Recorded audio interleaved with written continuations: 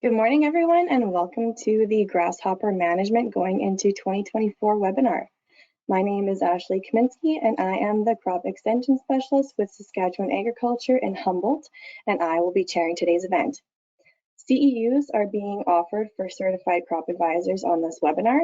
To get credit, you need to attend the entire live event, and there will be a QR code at the end of the presentation to collect credit. If you missed the code and have attended live, please email us afterwards and we can work with you to get your credit. Before we start the formal presentation, I have a few items to share with you. Our crop extension specialists put on this webinar series each year. We work out of 10 different offices across the province that are represented on this map. Each office contains a wide variety of specialists who can help you with any agriculture-based question. If you don't happen to know the number of your closest regional office, enter the Ag Knowledge Center number into your phone as a contact. The Agriculture Knowledge Center, or AKC, is based out of Moose Jaw and is the first point of contact for all things agriculture in Saskatchewan. A team of resource agents answer the phone and email inquiries and provide information and pathfinding to farmers, ranchers, agrologists, and agribusinesses. In addition to agronomic and technical inquiries, the AKC supports clients through the Saskatchewan Crop Reporting Service, the Provincial Rabies Hotline, the Sustainable Canadian Agricultural Partnership, Premise ID, and Agricultural Crown Land Inquiries. Are you familiar with Saskatchewan's AgriArm sites? AgriArm locations are a producer-directed research and demonstration organization that perform projects relevant to the needs of Saskatchewan producers. There are 8 locations in the province, many of which put on field days in the summer and take turns hosting our crop diagnostic school. For more information about AgriArm sites and submitting research ideas, refer to our Saskatchewan Publications online handout attachment to this webinar.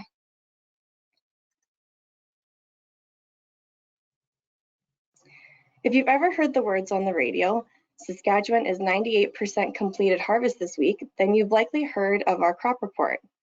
Our crop specialists in Moose Jaw office write the crop report each week during the growing season based on data collected from crop reporters across the province. The report is available online for anyone who wants to read it. In the growing season, the crop report is read over 2,000 times a day by stakeholders worldwide and is referenced by many. A few pieces from the crop report are shown here and include summaries from different regions of the province, as well as maps that show weekly rainfall, cumulative rainfall, crop, hay, and pasture soil moisture conditions, as well as weekly minimum and maximum temperatures. We're always looking for new crop reporters, so please use the QR code to sign up today. I will also briefly mention that the 2024 Crop Diagnostic School will be held in person on July 24th and 25th in Melfort. Keep watching our social media pages for registration details in the coming months. Lastly, we want to ensure everyone knows about the funding available through the Sustainable Canadian Agricultural Partnership. You can reach out to your local agriculture program specialist to find out what programs you may qualify for.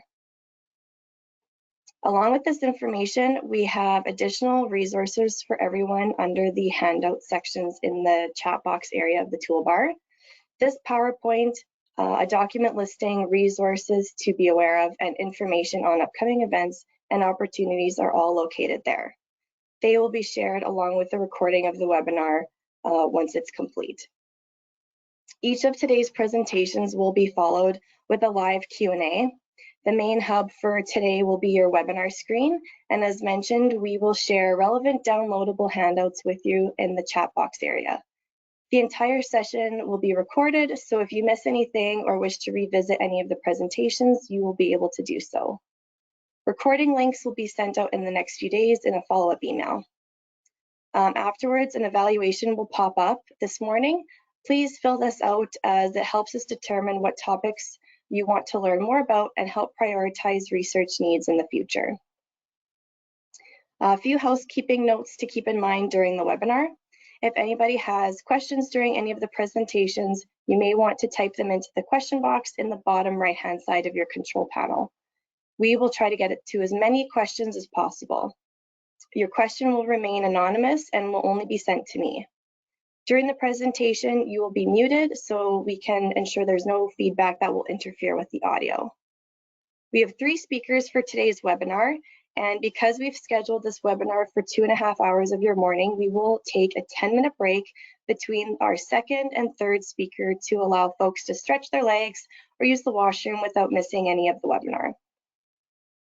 We will start the day off with an introduction to our grasshopper topic by our very own crop extension specialist, Shannon Chant, who works out of the Swift Current Regional Office. Shannon provides practical, science-based information on annual crops to farmers and the agriculture industry. She has over 15 years experience in crops extension in Saskatchewan. She grew up on a farm southwest of Regina and has her Master's of Science in Agriculture from the University of Saskatchewan in Plant Science. Take it away, Shannon. All right, thank you very much, Ashley. You can see my presentation and I'm sounding good. You betcha. Awesome. Okay, thank you very much for the introduction, Ashley, and for inviting me to be here.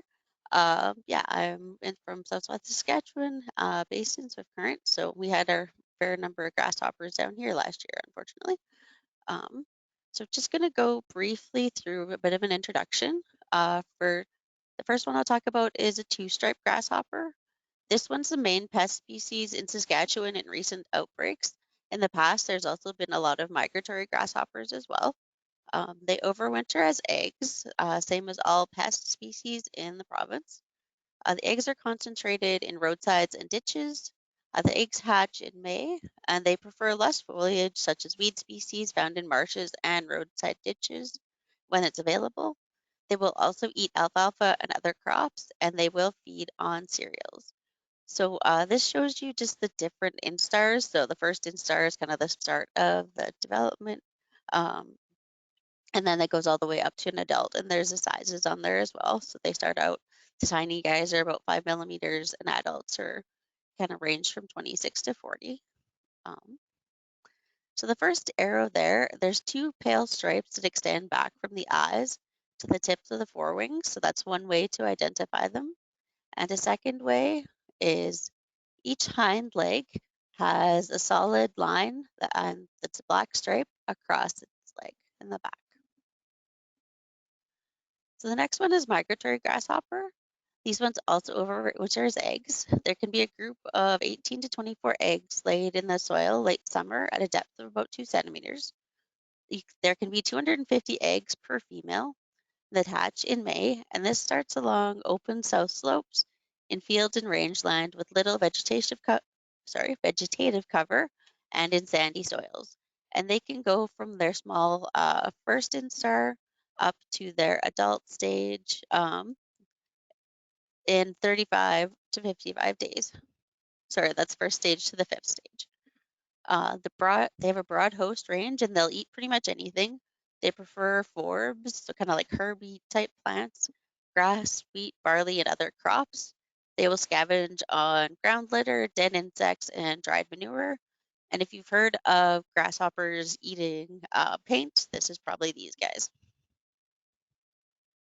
Identification, they have kind of black banding you can see on their leg and kind of on their back there as well. That's one of the ways to identify them.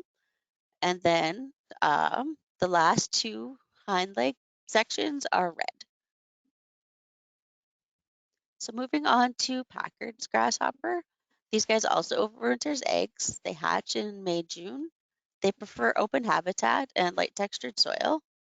So for identification, there's 2 light colored stripes that extend from just behind the eyes.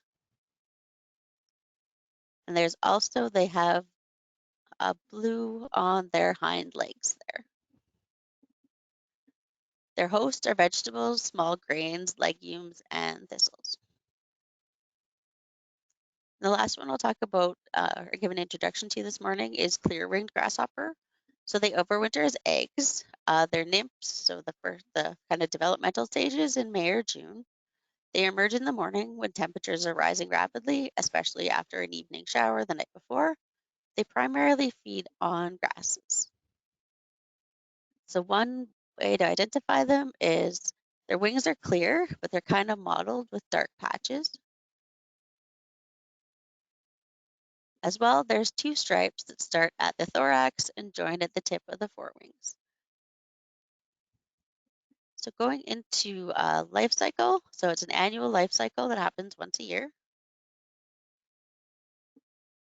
So starting out, you have mating or grasshoppers. So this, in 1 to 2 weeks later, you'll have a female that's laying eggs.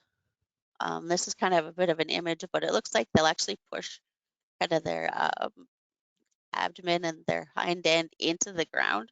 So that's why the eggs end up kind of in the soil. They make a pod that's kind of enclosed with some foamy secretion, so it's kind of all together. And then again, all pest species in Saskatchewan overwinter as eggs. So then the next spring, there's embryo development.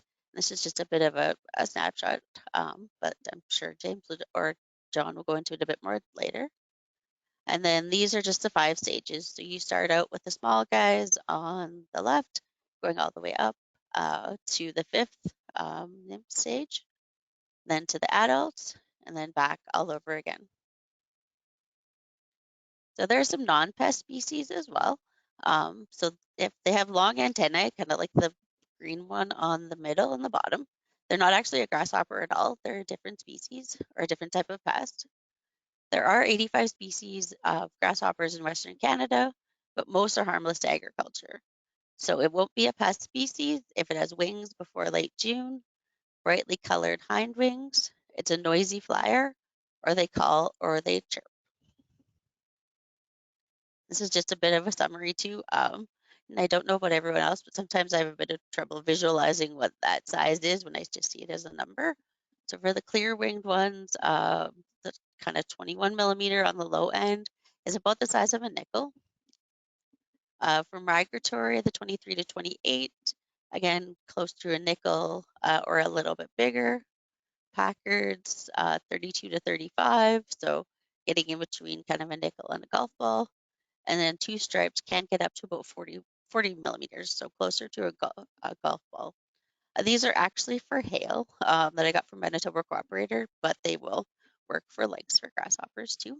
So just to go over again, clearwing prefers cereal crops and grass forages, usually will not be a concern in lush plant material. Migratory or lesser migratory, 23 to 28 millimeters. They have a very broad host range that includes all crops and other insects.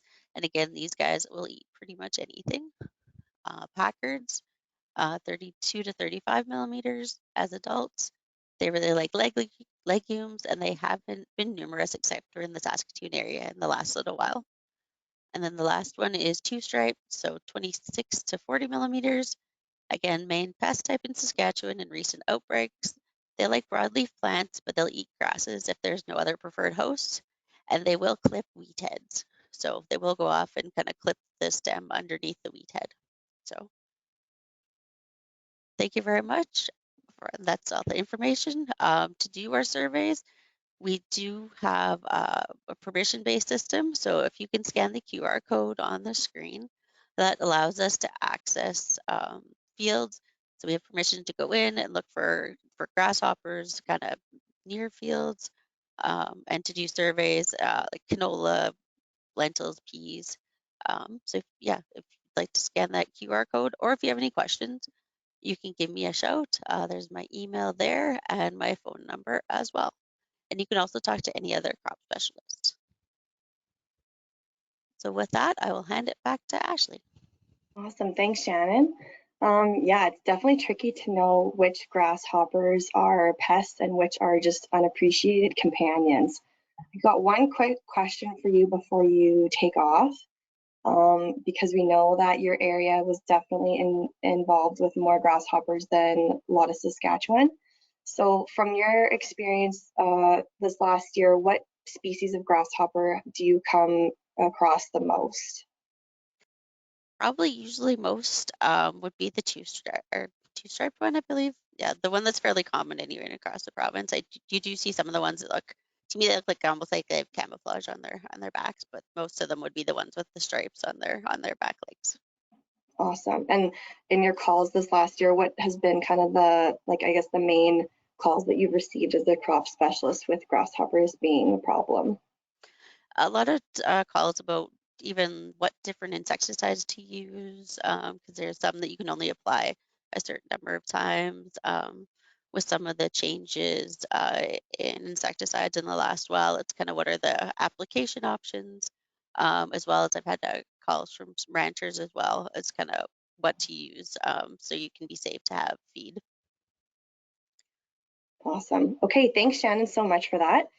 We look forward to diving in a little bit more here. So next up, we have Dr. James Tansey, who has been the provincial entomologist with the Ministry of Agriculture since January 2018. Prior to this, he worked as a research scientist with ALK in Post Falls, Idaho, investigating and optimizing industrial production and allergen expression in house dust mites. He came to Idaho from a postdoctoral fellowship at the University of Florida, where he investigated control of the Asian citrus psyllid and other citrus pests. His doctoral research and first postdoc focused on canola entomology in the Dosdell lab at the University of Alberta, primarily host plant resistance to some major insect pests of canola and novel germplasm. His master's degree examined insect plant interactions and an important leafy spurge biological control agent. We will start whenever you are ready, James. Thanks. Can you see my screen all right? You betcha. Loud and clear, and it looks great. Okay, excellent. Let me just scroll through, make sure we're looking at the same screen. You betcha. First one popped up. Okay, excellent. Thanks everyone for joining us. We'll start. Thanks to Shannon for setting me up, and to everyone for organizing this. We'll take a look at grasshopper populations across the prairies. I'm thinking you probably don't need to see me, so let me just turn my camera off. Okay, we can concentrate on the subject matter. So looking at things from a historic perspective, 2020, relatively higher moisture year, although we were experiencing some dry conditions, but not a lot of grasshopper pressure unless you take a look at southern Alberta in the south of Lethbridge area. But for the most part, Saskatchewan, Manitoba, relatively low pressures. For 2021, of course, things start to dry out a little bit, and we start to see those pressures increase, populations increase, throughout the prairies. That continues through 2022, and you can see we're starting to develop a bit of a hotspot in west central Saskatchewan and throughout southern Saskatchewan, as well as southern Alberta and southern Manitoba. And of course, last year, that blossomed, we could say. We ended up with some very large and damaging populations, particularly in southern and western portions of Saskatchewan, and as well as through southern Manitoba and southern Alberta. And if you notice as well, up into the Peace Country in Alberta. Slightly different species composition in northern Alberta or northern latitudes. And Shannon did talk about some of the species, and a lot of these pressures are thought to be attributable to what are called Bruner's grasshopper, which are very difficult to distinguish from migratory grasshopper, actually have a biennial life cycle. And interestingly enough, their favorite host plant is dandelion, but they will happily munch on a number of crop species as well. This species also showed up in the Prince Albert and Tisdale regions. So looking at the species detected in the survey, size in Alberta, several species, and as I mentioned before, Brunner's significant in northern regions. Fewer migratory documented than in the 1980s with two-stripe and clearwing prevalent. And of course, thanks to Dr. Dan Johnson for these data. One of the things that's a bit curious with this most recent outbreak is that it's been dominated by two-stripe in many regions. Historically, I've heard anecdotal evidence of real hotspots of two-stripe in the outbreak in the 2000s, but previous outbreaks, 1961, 1988, 1930s, into the early 40s were dominated by migratory grasshopper. For Saskatchewan, two-stripe was dominant, as indicated. Northeast and north central, we also saw some pockets of Brunner's. Some migratory populations were documented as well, and sometimes very numerous, but typically restricted to southern regions. We also had some pockets of Packards reported near Saskatoon and Moose Jaw, which could be a potential bad news for pulse growers. For Manitoba, two-stripe were dominant at most locations, but significant clearwing and migratory were also documented. And interestingly enough, Dr. Gavloski documented cases of damaging populations of katydids. So remember the long antennae and that long trill that you hear in hayfields. So populations that were numerous enough to cause some damage at a few sites for those, not typically damaging. So very interesting. So for 2023, of course, we had dry and very warm conditions in many regions. And I'm sure many of you are familiar, 20 RMs in Saskatchewan and 15 Alberta communities declaring agricultural states of emergency, primarily associated with drought, followed closely by problems with grasshoppers. So with the very warm conditions in May, and this led to rapid development of those embryos in the eggs in the soil. And of course, those embryos develop. Once they're finished developing, they want to hatch. So that hatch occurred quite early. And sometimes we were seeing two-striped grasshopper hatch almost 2 weeks early in the southwest of Saskatchewan. So early emergence of nymphs and oftentimes damaging populations of nymphs. So numerous enough where the nymphs actually required application of insecticides. So as I mentioned before, warm, these are numbers of days with temperatures above 25 C from April to October, end of October 2023. So things were pretty warm throughout the prairies. And to look at the drought monitor, and why the drought monitor is important is of course, this ties roughly with oviposition conditions. So these pest species, as Shannon mentioned, like to, or not like to, they're obliged to overwinter as eggs. So they need to get those eggs into the soil, and that can occur relatively quickly if conditions are good. So if it's very warm and very dry, then that completion of development from that hatch to adulthood, mating occurs more quickly. They get the eggs into the soil more quickly, and quite importantly, if you have that the sustained warm, dry conditions, those embryos and those newly deposited eggs can speed through their development more quickly, as quickly as about 2 weeks in the case of two-striped grasshopper. And with clearwing, which doesn't advance as far, that can get to the point where it's relatively cold hardy and ready for winter in about a week.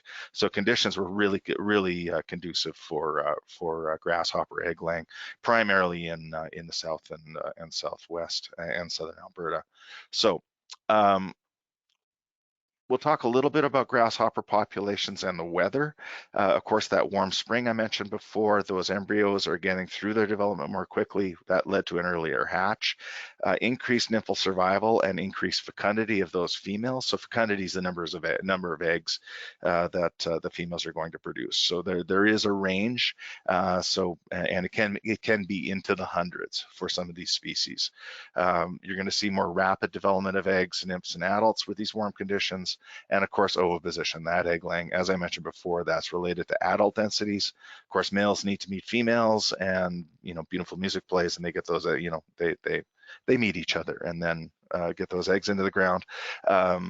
Timing of adult emergence is also important, and weather conditions.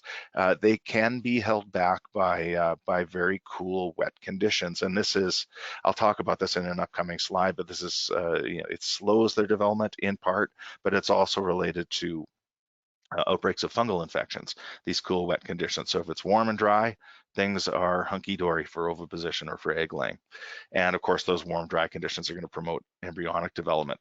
So just looking at things, we'll start top left here.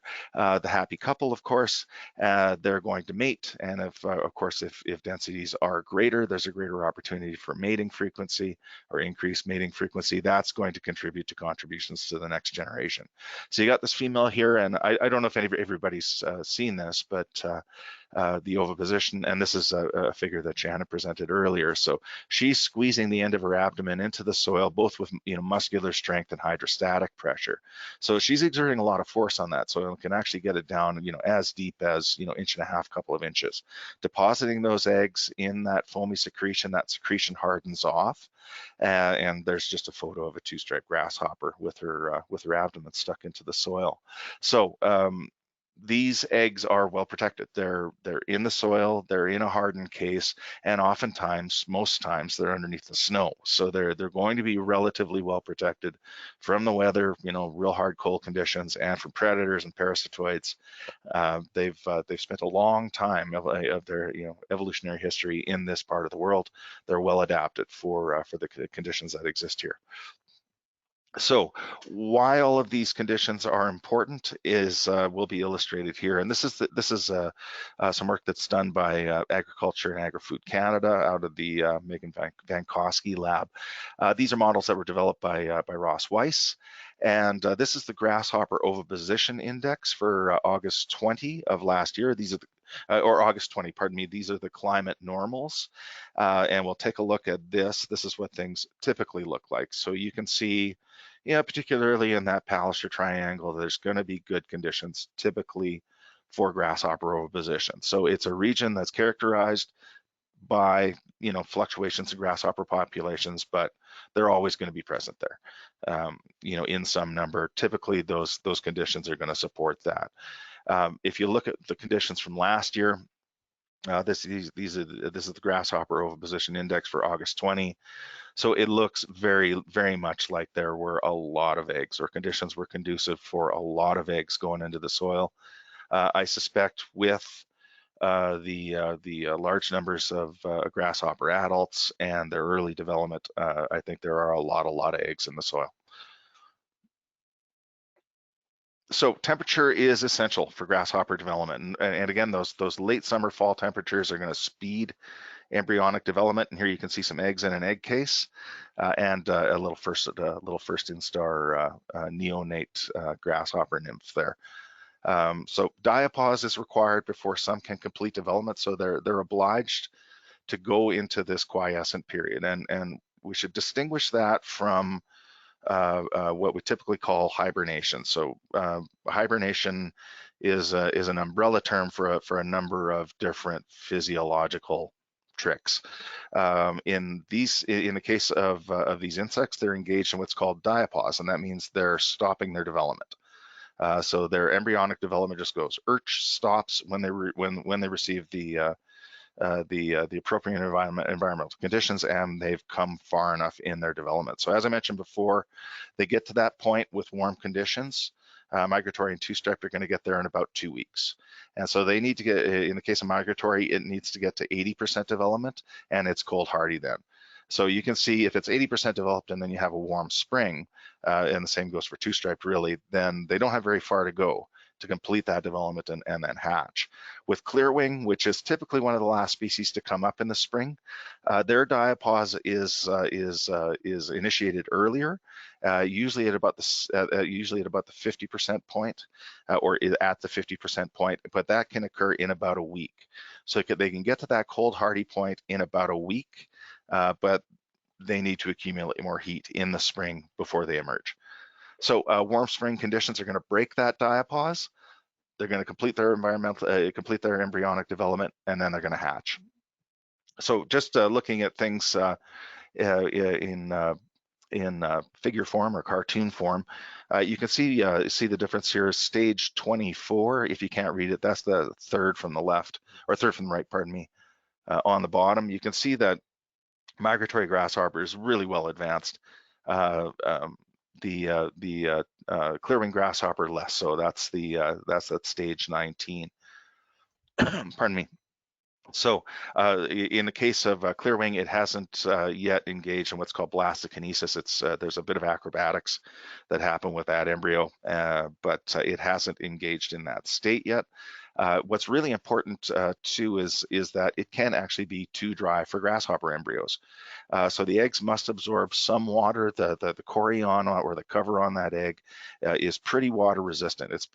But there is still some water that passes to and fro. So minimum soil moisture of 13.5% is required for development of migratory grasshopper, and that development is going to stop if it doesn't receive those conditions, and it can be held off until the next year. So you can have this delayed diapause, which is a feature that's relatively common in insects that live in harsh environments or harsh variable environments, like we see on the prairies. In the case of two-striped grasshopper, if it loses 2/3 of its moisture, you can see embryo death associated with that. So, and in the case of clearwing, the moist soils are going to help cold hardiness. So moist soils contribute to the temperature stability of those soils, and they're going to help with that cold hardiness as well. So it is possible to be too dry for grasshoppers. So when we're looking at cold hardiness, significant egg mortality for migratory grasshopper can occur at -15°C. So you need to consider that once again, those eggs are underground in a hardened case and oftentimes covered with snow. And you can see the differences, even 20 centimeters of snow can make. If you get a relatively deep snow cover, you can have near freezing, near 0°C conditions, at the soil level underneath that snow. So snug as a bug in a rug. I mean, they can be very well protected from the snow. The more advanced their development, the more hardy. So once again, that 80% development for migratory, 50% development for clearwing, and of course they can get to that relatively quickly. So I have every confidence that our populations of migratory and clearwing were hardened off for the winter. If we look at cold hardiness for clearwing, and this is some work that was done in the late 60s, you can see that clearwing is, these are eggs, are pretty cold hardy and can take sustained periods of -23°C. -29 seems to really throw them for a loop though, and seems to result in some pretty significant mortality. And of course, I can hear the questions already. We had a real hard cold snap before the snow fell in a number of different regions. Could this affect grasshopper mortality? Yes, I suspect it could. But we don't have hard data on the status of those eggs right now.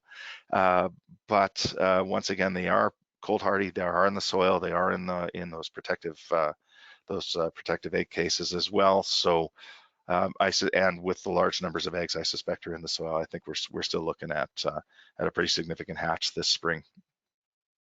So nymphs and high temperatures, it can actually be too hot for nymphs. In the case of clearwing, very warm soil surface temperatures can cause difficulty with molting. So they're going to shed that exoskeleton and then move into their next instar. So the instar is the period between molts. If they can't fully shed that exoskeleton, it's a little like dragging around a suit of armor on you, and it really impedes their movement and can contribute significantly to mortality under very warm and dry conditions. In the case of migratory, 50% nymph mortality has been associated with really warm temperatures, so that's 35°C ambient. You can imagine with the soil temperatures, probably well into the 40s. So they're a little less heat tolerant as nymphs than as adults, but you can see here that adults can survive at very warm temperatures, and that can extend into the 40s. They're real heat livers as adults. So looking at the crystal ball for the upcoming season, this is the seasonal forecast produced by Environment and Climate Change Canada. This is the map that was produced on the 31st of January 2024. It's a 3-month forecast, and it's a probabilistic map. So this is the likelihood of elevated or normal or below normal temperatures. Here you can see This model indicated, a pretty good likelihood of elevated temperatures through February, March, and April. This updated for the end of February. There's some moderation of this, but you can see there's still a pretty good probability of elevated temperatures through March, April, and May. So very likely that we're going to look at an early hatch again this year. If we're looking at precipitation, this is once again a probabilistic model. And at the end of January, it looked like we might have been looking forward to a bit of increased precipitation. Obviously there are benefits for growing conditions.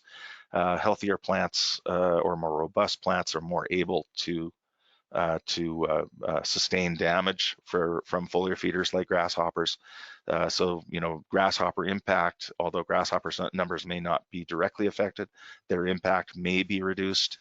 However, updated on the 28th of February, and we're looking at normal precipitation conditions for March, April, and May. What's a little bit telling as well is if we're looking at the snow water equivalent. So this is the amount of water stored in the snowpack. And it's really important in the spring, obviously, for early season growing conditions. Really important for grasshopper populations as well. If there's a green up, then those nymphs, especially the first instar nymphs, can't travel very far, and there's reduced likelihood that they're going to starve. It also contributes to good growing conditions. So once again, end of January, we were looking at a little bit more snow, particularly in southern regions, and that has continued to increase. So there's a possibility we could get a little bit more snow, but with those elevated temperatures and reduced precipitation or reduced probability of precipitation, we may be looking at a net neutral return on that one. So we're looking at probably warm and probably on the dry side for the upcoming spring. So I mentioned before moisture, temperature, and disease. We're looking at a couple of primary pathogens. One of the most important is Entomologist grillii, and this is a fungal pathogen that's been associated with the termination of outbreaks in the 30s, in the 40s, and in the early 60s. Subsequent, I don't have information on its role in subsequent outbreaks or termination of subsequent outbreaks. So this is Entomologist grillii or E. grillii. This is a photograph, of course, of clearwing grasshopper, and some call this summiting disease. The fungus obliges its host, once it's infected its host, to climb to the top of a plant or a structure, grab on for dear life, and then, of course, that suit of armor just locks into place, and it dissolves on the inside and rains down fungal spores on all of his pals. So pretty good dispersal strategy for a fungal pathogen. Not so great if you're a grasshopper. And another interesting quirk of this one is there are specific isolates of this E. grillii. Some affect two-stripe, some affect clearwing, and so you can have populations of both grasshoppers in a field. One population is being hit really hard, the other one is being utterly unaffected, and vice versa.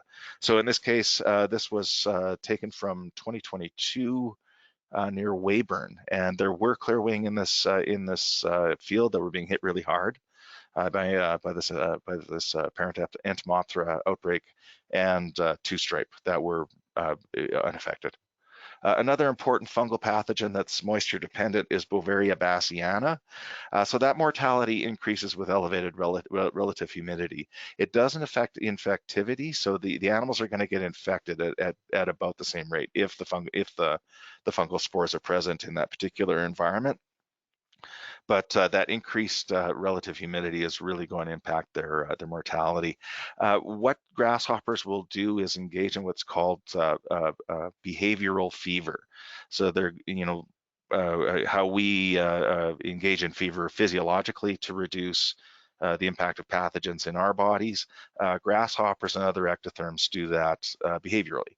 So grasshoppers are going to bask on structures and point themselves at the sun to increase their internal temperatures to the high 30s, low 40s, and this can have a dramatic impact on the mortality of these animals that are affected by Beauveria. Talk a little bit about migratory behavior. Of course, migratory grasshopper engages in migratory behavior. I think that's pretty apt. But clearing grasshopper does as well, as does two-striped grasshopper. As far as Packard's grasshopper, I just don't know. And I need to dig a little deeper in there to find out, but I would be surprised if it doesn't. So in the case of grasshopper, migratory grasshopper, they come pre-baked for either short distance or long distance flight. And you're going to get portions of of any population that are going to express these two different traits. The traits are heritable, which means, of course, mom and dad are going to pass that down to the kids. And you're going to see regions that are regionally semi-arid and patchy distribution of resources, higher expression of that trait. It makes sense. You got patchy resources and a little more hostile environment. It does make sense to have animals that are pre-baked for long distance migration. So when I say long distance migration, or short distance migration, I'm not talking about, when you stamp on the ground and grasshoppers take flight. So that's just, avoidance. I mean, getting up and into the air column and flying great distances for long periods of time. So there was some work done with flight mills. So that is basically hanging a grasshopper from a small, lightly built structure that allows them to fly for extended periods of time. And in this case, migratory grasshopper flew for 10 hours without stop. So asterisks there, referring to that publication, but also indicating that they terminated the experiment at 10 hours, not because there was any indication the grasshoppers would stop flying, but it was like 10 hours, holy cats. They had to stop at some point. They can fly at 16 to 20 kilometers an hour. So you do the math, you're looking at 200 kilometers a day sustained flight for migratory grasshopper. Possible. Of course, they do like to fly into the wind, and that's going to restrict that movement a little bit, but they are extremely powerful flyers.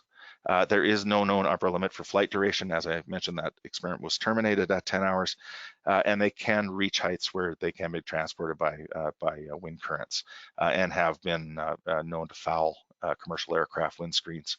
And one thing too, they are capable of flight at night, but typically they don't. They typically roost during the day.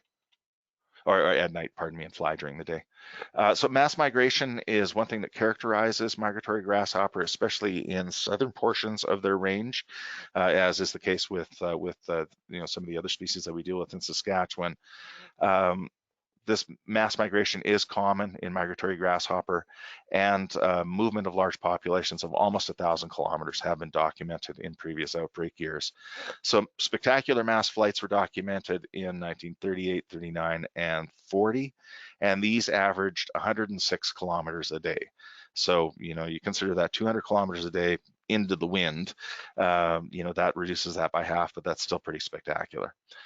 They can also disperse in large numbers along the ground as nymphs, so that is, they can just walk literally miles, and have been documented walking 10 miles in a day. So they are very mobile. So migratory grasshopper is a very apt name. So looking at some of those outbreak populations from the 30s, you can see here, I guess, a couple of take-home notes, take-home points. So from this origin point in the Dakotas, you can see they flew very far into Manitoba, Saskatchewan, and southern Alberta in that year and caused significant problems there. They also branched south and reached as far south as Texas. So very, very mobile animals. So you'll also notice too that this is referred to as Melanoplis mexicanus rather than Sanguinipes names change, as it's determined they fit better into different categories, names, then their names will change. So if you're looking through the old lit, look for mexicanus is what I'm saying. So why is this long distance migration important for us? Is they don't have much in the way of passport respect. And we do have some pretty substantial populations and a bit of a hazard in some regions in our southern neighbor. So I'll be reaching out to some colleagues down there just to see how their hatch is going, what populations are looking like, and try to get a handle on if we're looking at any migratory events. And with that, I will turn. I guess we're going to take a little break, and I guess I can probably address a couple of questions. All right, thanks, James. I don't know if you want to turn your webcam back on. We're going to go through a couple questions here. I'm going to start with one of my own. We kind of talked ahead of the webinar just about different research opportunities that there have or have not been in the last few years. Can you just touch on what that's been like or what's going on in like the research side of things with grasshoppers? Yeah, currently, I know Dan Johnson has spent a fair bit of time looking at a metarhizium fungal pathogen for control, and I think he got very close to a commercial product on that. That has apparently stalled and did so some years ago. So whether that's going to go forward, I don't know. But I think there are a number of groups looking at biological control with both with metarhizium and with Bovaria bassiana, both for grasshopper and for other groups as well. Lygus is another prominent group that are being examined for biological control. One of the curiosities of working in a natural field or an environment or an agricultural field for researchers is that if it's not really a pressing problem, then the impetus to work on that problem is less. And it's been a while since we've had a significant grasshopper outbreak, so there hasn't been a lot of work done on grasshoppers recently. We're doing a little bit under the strategic field program to look at some results that were published in the 80s and try to get some new data on that as far as cultural control of grasshoppers go. But yeah, certainly a lot of opportunities to work on grasshoppers, both in Canada and in the United States, and of course in the old world with outbreaks of some of the locust species that they've seen there. Awesome. Sorry, that probably over answered your question. Sorry. No, that's great. I love that. Okay, a couple more that come in here. How do ditches affect feeding cycles with grasshoppers? Oh boy, that's a $64,000 question, a $64,000 question, isn't it? I mean, they depending on the grasshopper species, if you're looking at a species like clearwing grasshopper, it really likes that tight thatch to oviposit in. So ditches are ideal for that animal. Fields oftentimes will be subject to tillage as well, which can reduce the numbers of potential host plants. Little weed species, seedlings coming up in the spring. So it's and John will touch on that. The potential impact of shallow tillage. So yeah, ditches. There are some question marks about that. They are certainly spots for grasshopper feeding, spots for grasshopper oviposition, but the line between A and B, at least to me, and field damage is not as clear as it could be. Awesome. Okay. Where do they start feeding in the spring, and what order do they feed on things throughout the season? Yeah, so the neonates, those first instars, they don't get around very well. I mean, so they're very small. They have very limited resources in the way of fat in their fat body. So they've used a lot of those resources as embryos to get to that point of development. So if there aren't small host plants, and of course we got broad host ranges among some of these pest species, if they don't have in their immediate area host plants to feed on, there's a good likelihood they could just starve. If they do have that, then they're going to speed through their development relatively quickly if it's warm, and their mobility increases with age. So with second instar, and we did see invasion of crops from field edges of second instar this past year that actually required spray, so they can start moving into the tens of meters. And of course, once they get to third instar, they become quite mobile. Yeah, they really do get around. Yes, Okay. they do. Oh, I wanted to say too, there is a bit of a myth going around that adults don't feed, and I don't know where this came from, but yeah, adults are highly mobile. You see wings, that's an adult, and they are voracious feeders. It's the damage is a product of size with grasshoppers. perhaps that rumor came about just from understanding when to spray, because it, having younger, maybe that played a part in there. Yeah, for sure. Yeah, no, I think too. You want to inflict control on these populations when they're young. I mean, it'll, and I'll let John talk about that. He'll talk about that in more detail. But it does open up your possibilities for different control products, and increases the efficacy of some of the control products that you might use, and reduces the amount of damage too. Just getting them when they're a smaller size. So. Great. Well, thanks, James. Everyone keep sending in your questions. I do see more coming in. We are not ignoring you. What we'll do is we're going to take a 10-minute break, and then we will turn things over to John, and then he'll probably touch on quite a few things for some follow-up questions. And then at the end, we will have John answer questions, and as well have James back on as well for kind of a panelist questionnaire. And we will go through them then. So we're going to take a 10-minute break. So it is 10:21 right now. So we will come back here just after 10:30 and resume the webinar.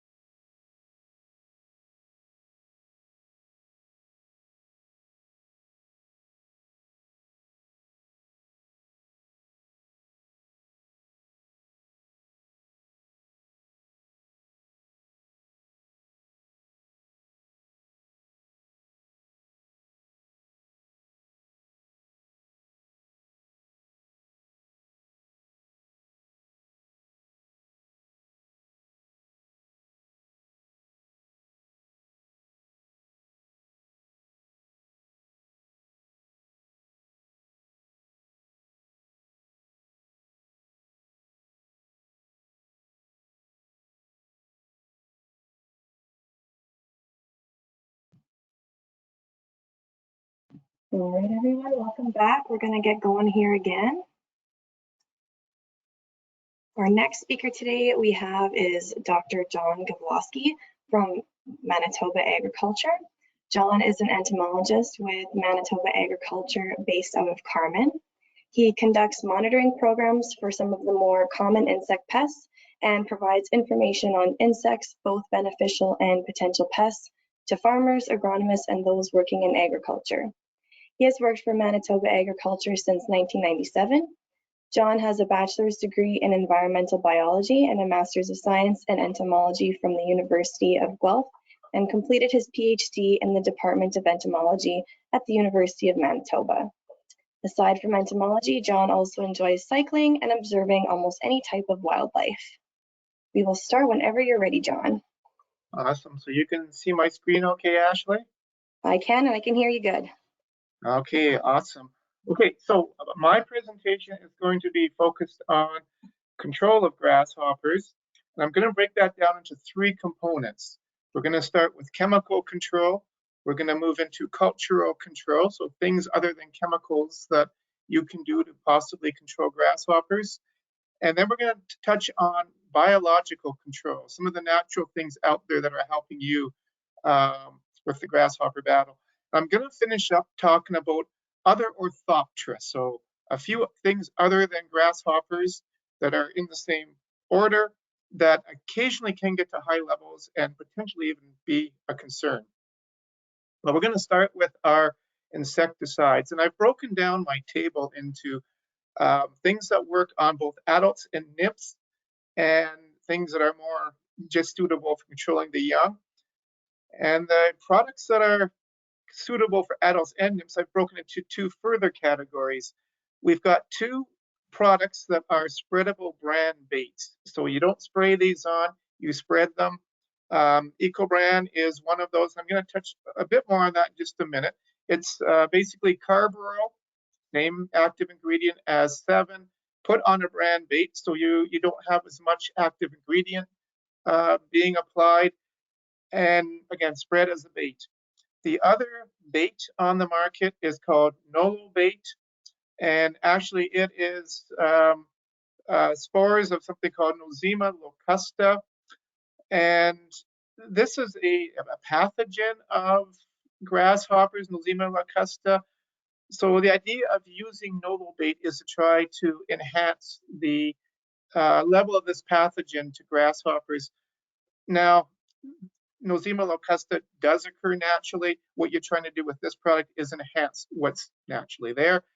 Word of caution though, if you use Nolo bait, you're not looking at a quick kill. It takes time for this pathogen to build up in the population. This would be, it is an organic product, so it can be used in organic agriculture. One of the only products that can really. But again, it's not a quick kill. It's more of a long-term strategy using Nolo bait. There were problems accessing it the last couple of years. The plant that made it burned down and they were rebuilding it. So I'm not sure what the supply level would be going into this year. When we move into our sprays, top of the list there is Coragen or Coragen Max. Coragen Max is a bit more of a concentrated formula. Now, what's good about Coragen is it's got very good residual. It lasts a long time. So especially if you're applying this early in the season for the nymphs, you do have that longer residual, which would provide some more sustained control. Another thing that is nice about this product is that it is semi-selective. So what I mean by that is it doesn't kill all insects. It's really good on grasshoppers. It's really good on anything that's a caterpillar. It isn't so good on things that are bees, wasps, or in that Hymenoptera order. So what is good is if you do have concerns over potential pollinators, or you're trying to preserve some of your beneficial insects like your parasitic wasps, this is semi-selective. It will preserve some of them. What does make it maybe a challenge at times is it is more expensive than some of the alternatives, especially when we compare it to products like Saigon, some of the pyrethroids, Desis, Matador. It is considerably more expensive. It might be a great product for your edge spraying, your ditch spraying early on. And I'll show you a strategy a bit later in pastures where you can probably use this a bit more efficiently to get good grasshopper control. So that'll be coming up. 7 and that should be 7, not Seville. XLR and malathion. 7 belongs to a group called the carbamates, malathion, a group called the organophosphates.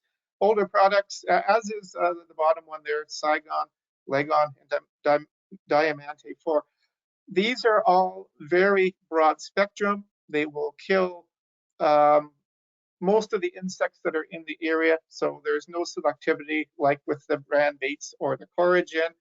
It can be quite effective, but these are products that are a bit more toxic to humans, to many other organisms, so they do have that downside to them. Now, the ones that target the nymphs on the list here, these all belong to a group called the pyrethroids. So this is a group, quick knockdown, can be quite effective on the nymphs, but they don't work as well on adults of grasshoppers. So if you were thinking of using a product like, say, Desis or potentially Matador, do be aware that these are for nymphs only. A couple other words of caution here, especially if you are looking at using lambda cyhalothrin, which is your Matador silencer, La Bomba zavada. There's been a change in the label of this product. It's the end product that is sprayed cannot be used as animal feed. So, of course, that includes your forages, things like alfalfa, but it also includes things like canola meal or any other byproducts that potentially could end up as animal feed. So do be aware of that if you do use lambda cyhalothrin or any of those products, that whatever you spray it on cannot be used in any way as animal feed. So that's one restriction for that product. So I'm going to advance to the next slide. My computer seems to be frozen up here, so be patient. What I'm wanting to do next, oh, here we go. I wanted to compare the pros and cons of brand baits for grasshoppers versus your foliar sprays. And again, there's good reasons for using either. One of the pros of the brand baits is they do have a pretty good residual. Some of the foliar sprays like coragen do as well. But the brand baits, you will get at least several days of residual out of those brand baits. The Eco brand in particular, it does have an attractant on it, so it's not just random chance that the grasshoppers are finding and eating the bait. There is something put on the bait to actually lure them to the bait so that they feed on it. Because you're applying a bait with the product, you're putting on less grams per hectare or acre than you would just doing a foliar spray. So that does keep the cost relatively low.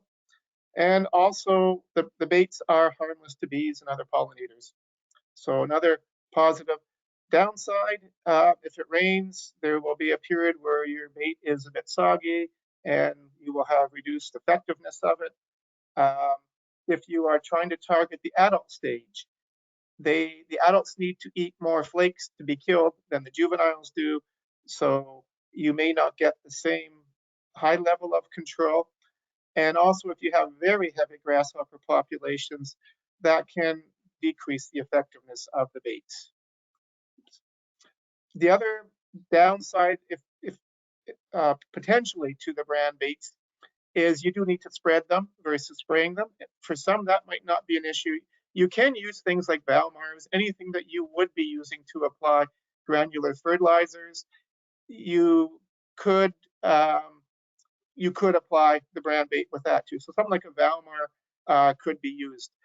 You can also buy spreaders. The company that makes Eco brand, they were selling these spreaders. I don't know if they do still, but they were selling these spreaders that you could buy with the bait. So that's another option if you're looking to go that route.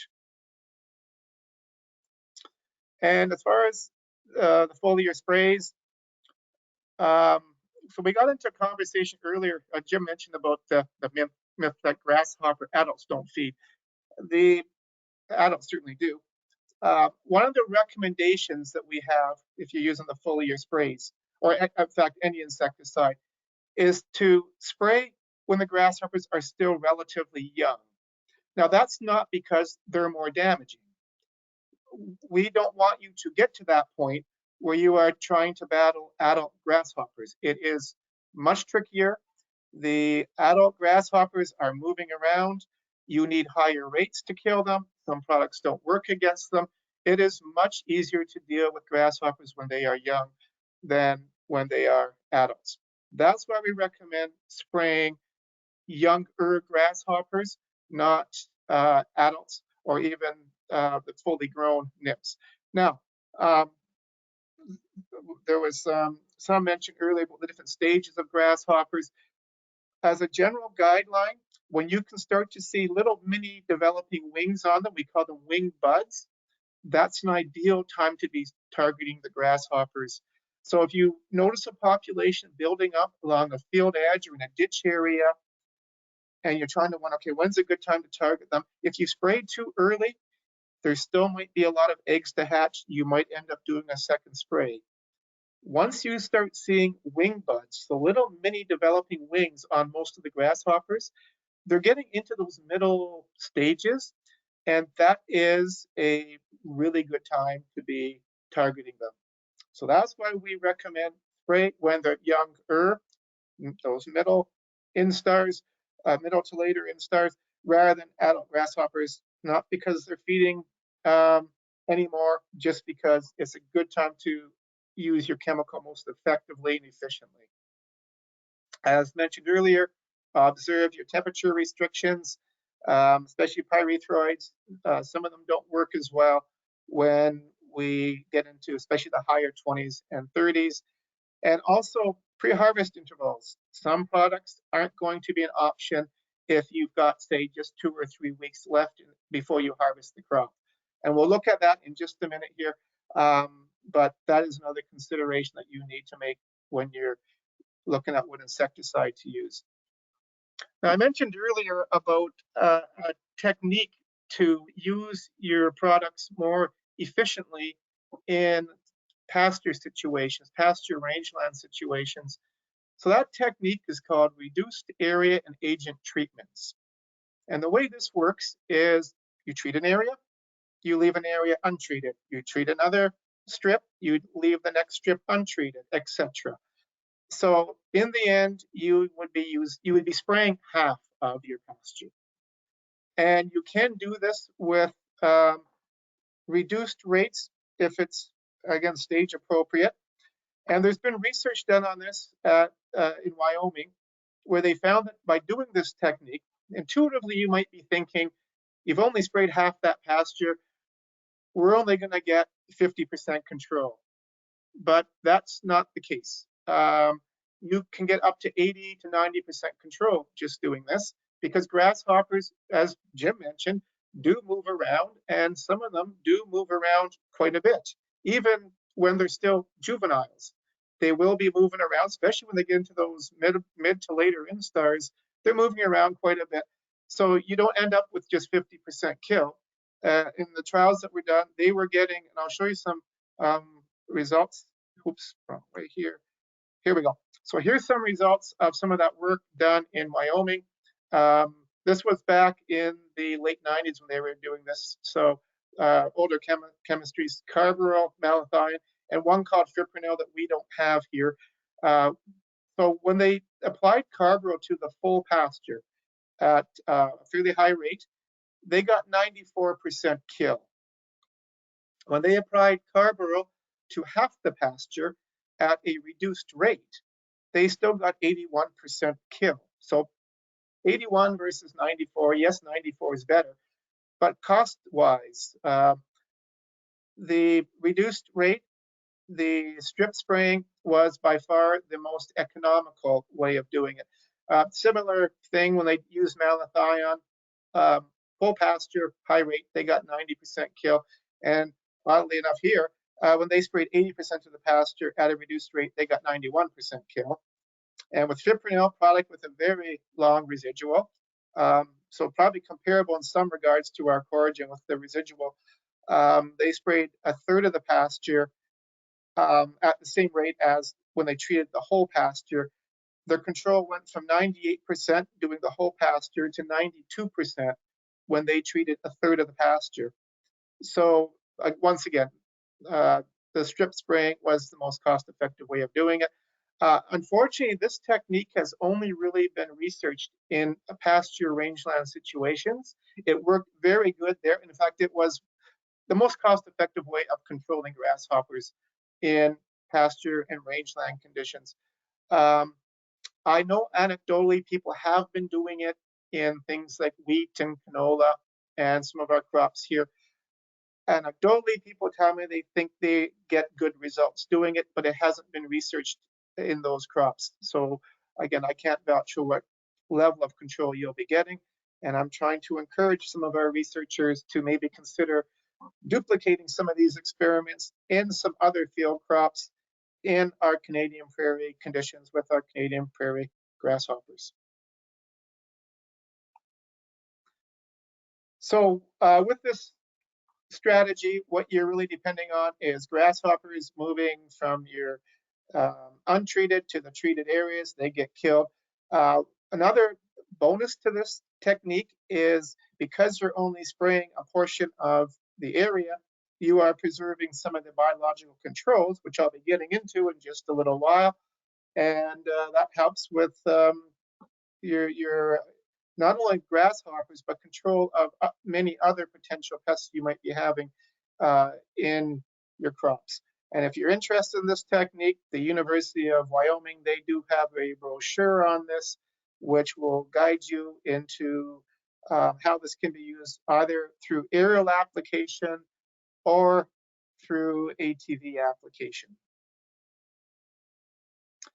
And I've touched already a bit about controlling grasshoppers when they're still young, but just a few more comments on that. When grasshoppers are laying their eggs, Jim kind of touched on this, a lot of the pest species do like a dense, thick crop stand to lay eggs into. So late in the season, they're often moving to roadside ditches, areas, maybe possibly pastures, areas that have the right vegetation conditions for them to lay their eggs into. So when the hatch happens in the spring, it's often very concentrated along those field edges. So that's the reason why we encourage people, scout your edges, scout your ditches carefully, starting in usually about early June is a good time to start. Get to know what the populations are like. And once you start seeing them, if you start seeing them building and you do start seeing them getting to that appropriate stage, it's cheaper and more effective to control them when they're still in those younger stages. So if you're looking for what do I use to control the grasshoppers with, all the information you need really is in our guide to crop protection. In Manitoba, we call it the Guide to Field Crop Protection. Saskatchewan will be Guide to Crop Protection. That will have, for each of our major commodity groups, such as small grain cereals, we have what we call insect management charts. So the way these charts work is for each crop, you've got your insects listed, and within the insect grouping, you have all the products registered for that particular insect. So for grasshoppers and small grain cereals, here's your list. You've got one bait, you've got Nolo bait, and you've got 6 different product choices, really. Now, suppose you're in a situation where you're within, say you're about 20 days away from harvest, you've got lots of grasshoppers, they seem to be feeding on the heads, you need to spray. So what do you choose? Well, if you go down the list, Coragen is an option. Decis is not. It's got a 31-day pre-harvest interval on oats, 40 on the other small grains. The other pyrethroids, the upside ship, the Matador silencer, also not options, too long for the pre-harvest. The only other option really is malathion with a 7-day pre-harvest. So this is where the charts can be really useful. You can sometimes narrow down your options to one or two things just by going to that chart and considering things like pre-harvest interval. Are you planning on doing it aerially versus ground only? Then that will help you narrow down what your options might be. Then you can go to the product pages, learn more information about those products. Our product pages are a snapshot, a kind of a condensed, almost Coles Notes version of the insecticide label. One of the things that we recommend with our guide is always read the full label. There's more information there. So it is good to check the label of the product before you decide to use it. Now, of course, if you haven't bought the product yet, how do you check the full label? You've got a couple ways that you can do that.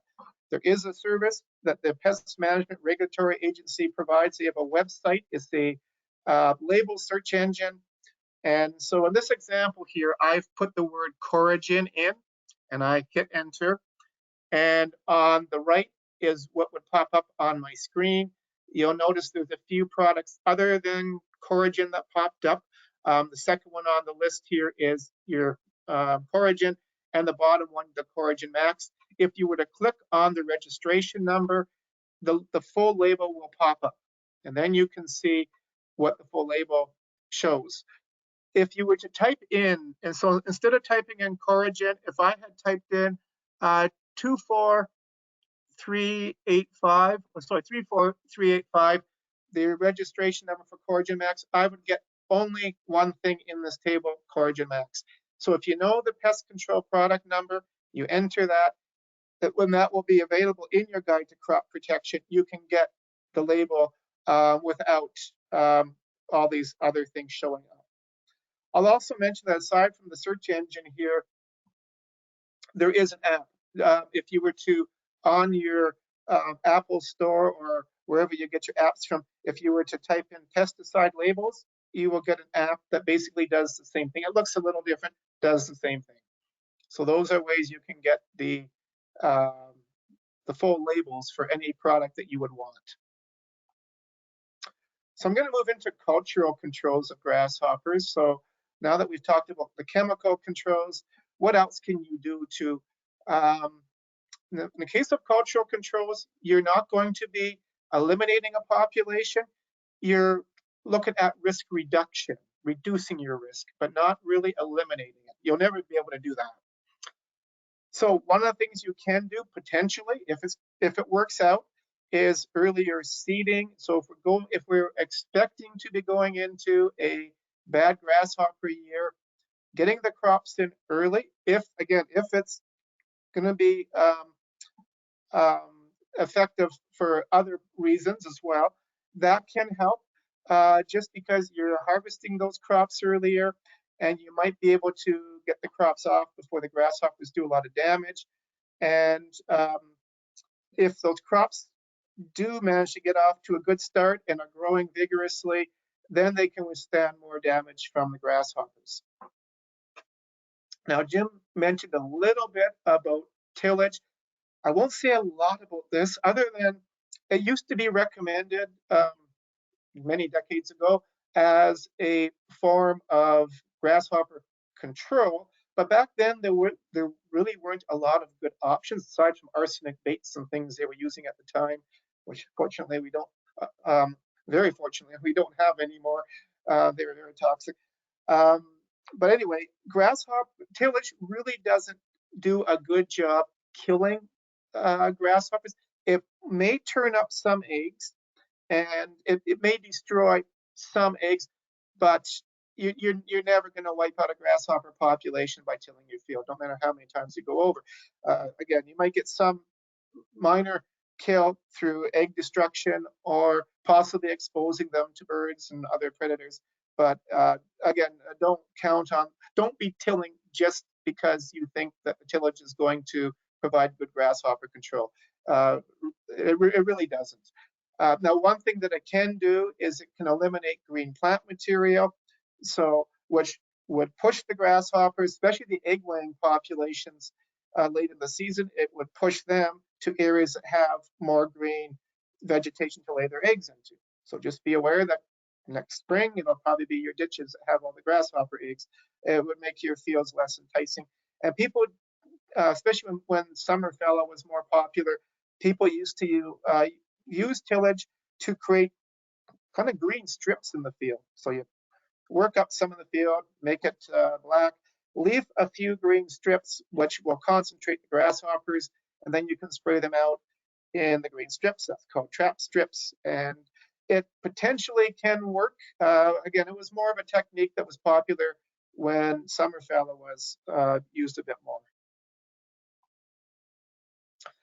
And I've just got a few slides on crops less preferred by grasshoppers. I'm going to touch on two of them, and I'm going to stress less preferred, not preferred, because we don't have any crops really that I can tell you plant this and you won't have a grasshopper issue. That doesn't exist, but we have some that the grasshoppers don't like as much. And peas are one that historically people have used. Some people would even use them as strips around the field because the grasshoppers just didn't like to feed on them as much. Oats is another one. Now, in more recent years, with cover crops becoming a bit more popular, people have been doing research on different legumes to see which legumes the grasshoppers preferred less. The research was done more from a cover crop perspective, but it's provided some really interesting results. One of the studies here done in Swift Current, Saskatchewan, they were looking at using peas, lentils, chickling vetch, and something called Tangier pea and spring wheat. And they were looking at, first of all, grasshopper densities in each of the plots and injury to the plots when they planted these and exposed them all to grasshoppers. What they did find is the wheat plants sustained more damage and higher grasshopper levels than all the legumes. But of those legumes, peas and lentils were damaged less than other legumes. With the peas anyway, that probably wasn't a big surprise because, again, people already knew that peas seem to be less preferred by grasshoppers. So another study here done in North Dakota, again, focusing on legumes. So in this case, it was peas, lentils, something called grass peas. And in this study, hairy vetch as well, in this study, they were feeding these to 5 species of grasshoppers. And the response was a bit different depending on the species, but generally what they were finding is that the grasshoppers didn't do as well on the peas and lentils as they did on the other legumes. And for Packard grasshopper, what they found was that the adults, when they were feeding on this, did not reproduce, which was quite interesting. For two-striped grasshopper, one of our main pests here, they experienced limited mortality when fed peas or lentils, but development was substantially delayed and reproduction inhibited to varying degrees. So bottom line, it's not just the environment of the peas that the grasshoppers weren't liking. There's something about it where it does affect it's not nutritionally as good for the grasshoppers. They know that, so they're feeding less on them. One word of caution though, if you are growing peas or lentils, you are not immune to grasshoppers, especially when the crops go into flower and the young pod stage, and in particular in lentils. The threshold for grasshoppers and lentils is much lower than it is in many other crops. They can do a lot of damage when they move into a lentil crop in the flowering stage. So if you are growing lentils or peas, Yes, they may be less preferred earlier on. They are not immune. Still scout your fields. And oats is another one that, again, may be less preferred, certainly less preferred than some of the other cereals like barley and wheat, but not immune. So I do know of situations where grasshoppers have moved into oats and we're clipping the panicles. They can, and at times will do that. So again, less preferred, but not preferred. So just a few words of caution there. Okay, question for you here. Occasionally at meetings with growers, I'll get this question. Will burning my vegetation in or around my field kill the grasshopper eggs? So I often throw that back at them. What do you think? Will it kill them always, sometimes, never? The answer to that question is the species of grasshoppers that potentially can be crop pests lay their eggs deep enough that fire will have minimal impact on their survival. So this research here was done in North Dakota, and what they were doing was burning some of their ditch areas that had grasshopper eggs. They found that some of the non-pest species that were laying their eggs a bit more shallowly were killed to some degree by the burning. Melanoplus sanguinipes, that's your migratory grasshopper. They lay their eggs deeper, as Shannon and Jim pointed out, and they weren't getting killed by the burning. So whether or not you burn your ditches, there's probably other factors that will play into that, but don't be killing them thinking I'm killing the grasshopper eggs. You probably aren't, and probably what you're doing is making it nice and black so that springtime the hatch might be even a little bit quicker because you've got a nice black surface that's heating up quicker, but you won't be killing the eggs by doing that. So I'm gonna actually turn the next two slides over to Jim because he sent me these, and I'm gonna let Jim speak on the results of this work. Oh, thanks, John. Can you hear me okay? Yes. Okay, excellent. So this is, I mentioned before, some of the work that we're doing under the Strategic Field Program. So we have a number of different collaborators. So myself, Megan Vankowski, Tyler Wiss, Ross Weiss, who's now retired, Sarah Tetland, Shannon Chant, who's on this presentation, as well as our three of our agri-arm sites. And yeah, thanks to everyone for their collaboration and cooperation on this one.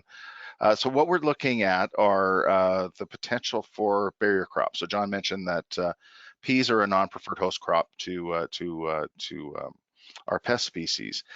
So we're looking at this as a border. We're also looking at the potential of trap cropping. So that is surrounding some of these small plots with an attractive wheat. And including an insecticide application and including oats. And so within these plots, also looking at some different host plants. So some different varieties of wheat. There was some indication that HY320 demonstrated some resistance to two-stripe grasshopper.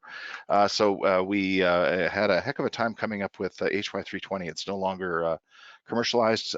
We have it now. And Tyler has done a seed increase on it, so that will be included in the rotation or in the trial for the upcoming year. But we used AC Tabor in 2023, which is a progeny line of that one. I'll maybe move briefly to the results. There's not that many to discuss right now. So can we go to the next slide there, John? So yeah, oh, pardon me. The formatting of the letters got a little wonky there. The take home is that the field pea barrier does have an impact on the number of grasshoppers that were showing up in the plots, at least in this one area. So the different letters indicate significant differences. Please shunt those A's over. So we didn't see a difference with oats, wheat, and insecticide or wheat. An important consideration, though, is that these numbers were pre-insecticide applications. So there's no reason to expect there to be differences. However, peas did a pretty good job of dissuading these grasshoppers from entering these plots. We didn't see differences in the feeding on the different wheat varieties at this point. So, and there is still a considerable amount of data that needs to be analyzed. But with this, it does seem that the non-preference of bees is holding up. And with that, I'll turn it back over to John. Pardon me. Okay, thanks, Jim. Okay, so now for some really fun stuff here. Natural enemies of grasshoppers. And I'm going to go over 3 different categories here. Predators, parasitoids, and pathogens. I'll touch on the pathogens really, really quickly because Jim already did a very good job covering some of them. And Shannon and Jim both touched on grasshopper eggs. There's actually several things that are really good grasshopper egg predators. And so on the upper left here, you can see a bunch of grasshopper eggs. As was mentioned, grasshoppers lay their eggs in clusters. That cluster can be anywhere from just a few eggs to maybe 20 or 30. It depends on the species, but also on the nutrition of their diet. More nutritious diets, they'll lay more eggs. So you get these clusters that many insects have become very good at finding. I think it was Jim who mentioned that laying them deeper into the soil, good way of protecting them from natural enemies, but a few things have developed to become very effective at finding them. And one of these is the bee fly.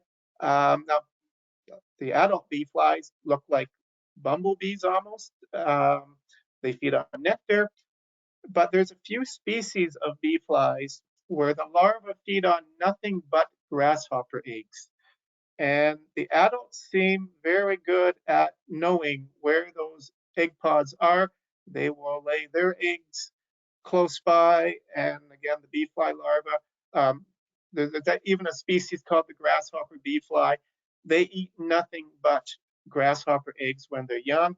And I have been noticing here in Manitoba the last couple of years a significantly higher population of bee flies. So they are responding to the higher numbers of grasshoppers by increasing their levels. Another insect that has become, or that is, a grasshopper egg specialist in the larval stage are some species of blister beetles. I'm not going to say much about that right now. I've got another slide coming up where we're going to have a deeper look into this. I also want to mention field crickets. Field crickets, they're omnivores that feed on lots of things, lots of plant material. They're not egg specialists by any means, but opportunistically, they will feed on grasshopper eggs. And my colleague in Alberta tells me that he's even seen field crickets dig up egg masses and feed on grasshopper egg masses. So whether or not you like field crickets, they do have a virtuous side to them. Among other things, they will feed on grasshopper eggs. So anything you can do to encourage populations of these egg predators is good. Oops, go back here. Blister beetles. So I want to get back to them. And first of all, there's different types of blister beetles. There's about 46 different types in Canada. There's a group of blister beetles called Epicauda. And in my photo here, the gray one at the top is an Epicauda species. The black one in the middle is Epicauda.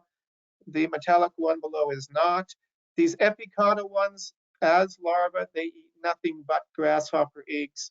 And they've got a really interesting larval stage that makes them really good at getting to these egg pods. They go through something called hypermetamorphosis.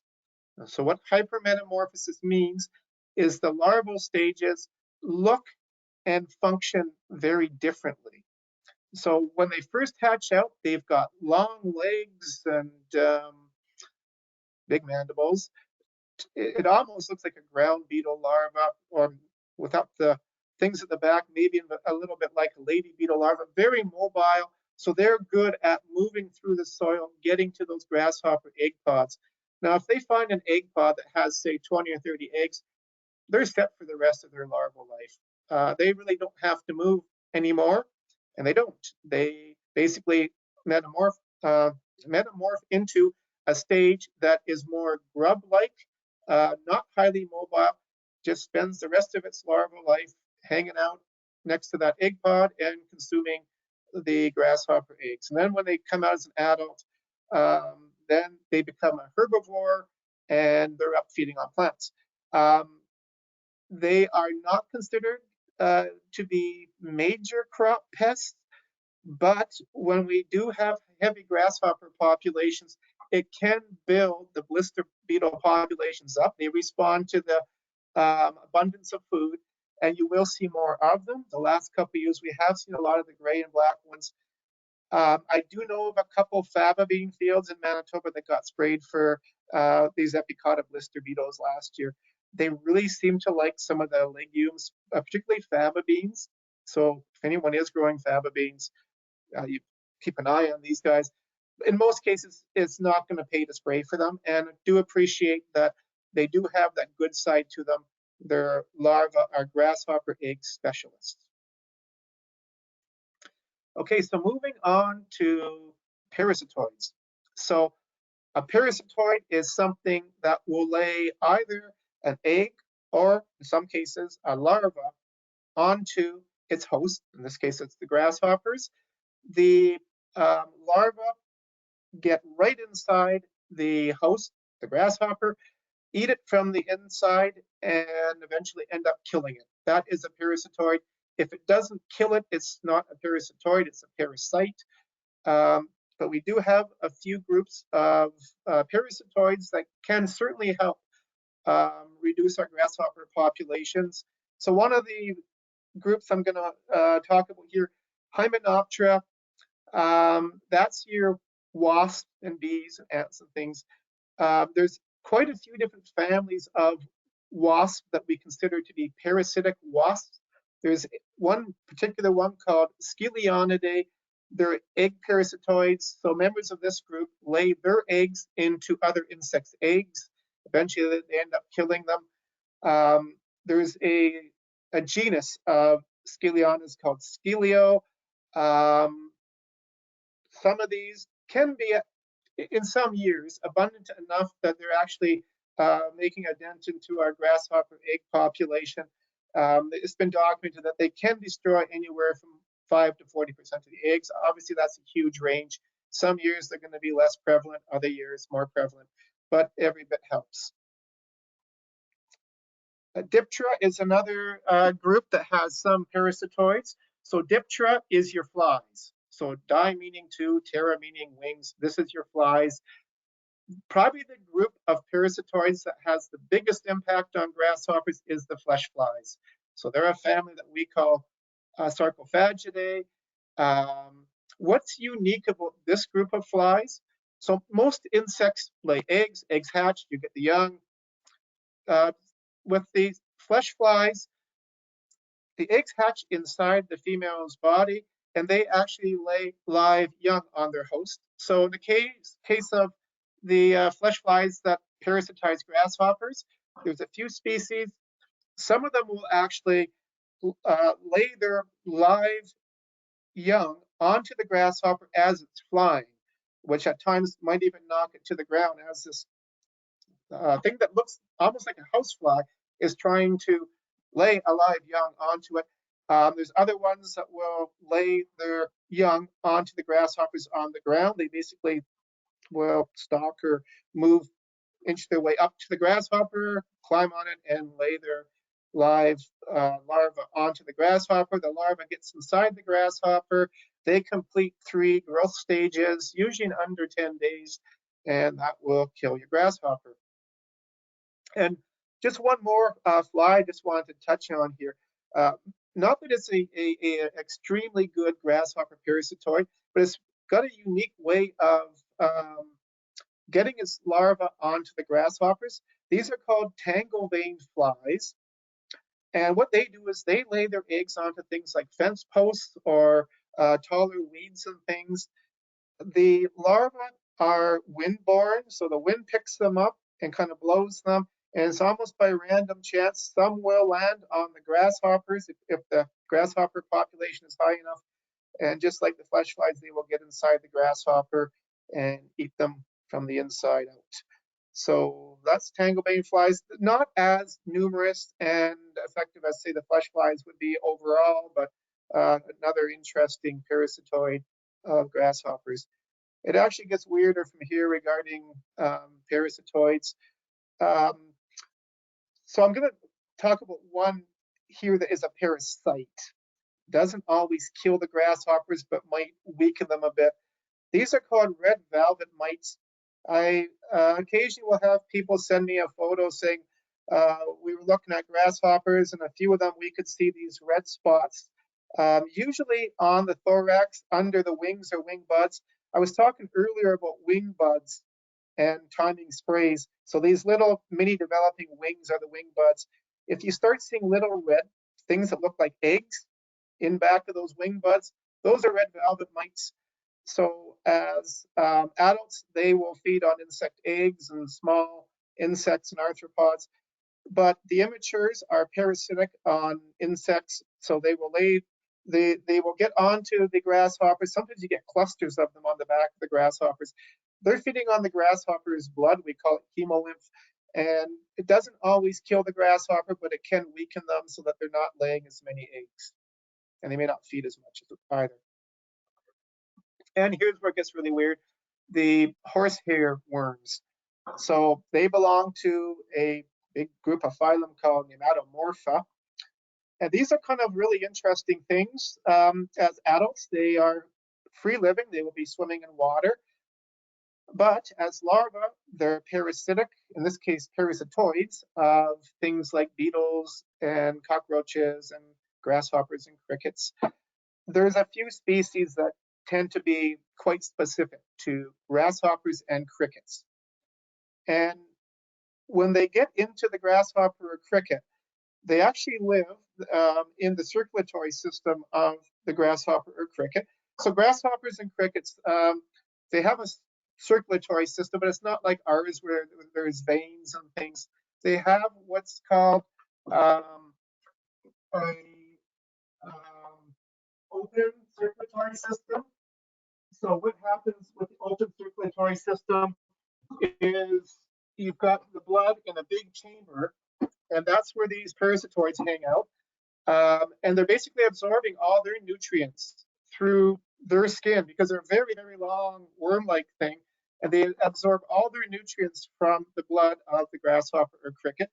As a result, horsehair worms don't need a respiratory system or a circulatory system or an excretory system. They're really weird animals.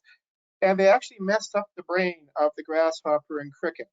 So the grasshopper and the cricket, when the horsehair worm is big enough, actually purposely go and jump into water and drown themselves. And then the horsehair worm pops out and goes about its adult free living life. Interesting experiment. Scientists were taking some of these parasitized crickets with the horsehair worms and letting them jump into containers of water that contained a couple species of fish and some frogs. And what they figured out was that the horsehair worms, if the cricket jumps in and is eaten right away by a fish, the horsehair worm will get itself out of the predator. They were noticing they were wiggling out of the fish or the frog's mouth, nose, or gills. So they seem to be able to free themselves even if when the grasshopper or cricket jumps into water and is eaten right away, they still get themselves out, which is kind of really neat. One other thing that you could confuse a horsehair worm with, there is something called myrmidid nematodes. Nematodes are usually really small things that are microscopic, but this group, myrmidid nematodes, are bigger, and life cycle is very different, but they would look somewhat like a horsehair worm. That's probably the only thing you would confuse them with. If you ever end up stepping on a grasshopper or cricket and see a big long worm pop out, odds are it's probably a horsehair worm. Don't freak out, it won't hurt you or your pets or anything else. Jim mentioned about pathogens, and in particular about the summit disease. We had a very, I'll say, high incidence of it in 2022. Jim's picture that he showed was clearwing grasshopper with summit disease. In some parts of Manitoba, we had fields where there were the tops of the plants looked like they were just caked with dead grasshoppers. These were all two-striped grasshoppers. So this picture here, all the brown at the top of the plants, these are all dead grasshoppers. It was just amazing walking. You can actually smell them when walking into this field. Just pretty amazing, actually. So that happened in 2022. As Jim mentioned, there's different pathotypes of this entomophaga grilla. Some affect clear-wing grasshoppers only. Some affect only two-striped. There is one pathotype that will infect both. So it really does depend on what pathotype you get as to what species would be controlled. And we will see more of this if we have warm, humid conditions that persist for a period of time over the summer. So I won't say much more about that. We already talked about Nosema locusta, protozoan. It is registered, can be an option, particularly for organic farmers. Jim also mentioned Metarhizium anisoplis. I don't really need to revisit this. There is a product registered in Africa called green mussel. They use it on the locust there. It's a different strain of this Metarhizium anisoplis than the one we have here, but the fungus works. It kills grasshoppers. We just don't have a product based on it at this point. Bovaria, Jim touched on as well. There are pesticides that contain Bovaria that you can use for other insects. In fact, there was one registered recently for use on potato beetles called BioTitan, but it's a different strain. Wouldn't work on our grasshoppers. There are strains that kill grasshoppers, but again, we just don't have products on them right now.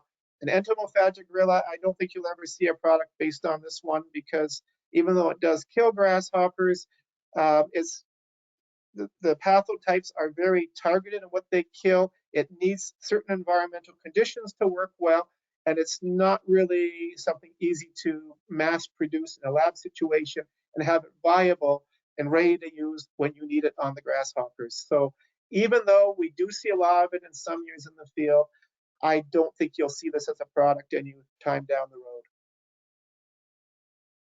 And I'm going to wrap up by talking about crickets. So these are the other Orthoptera.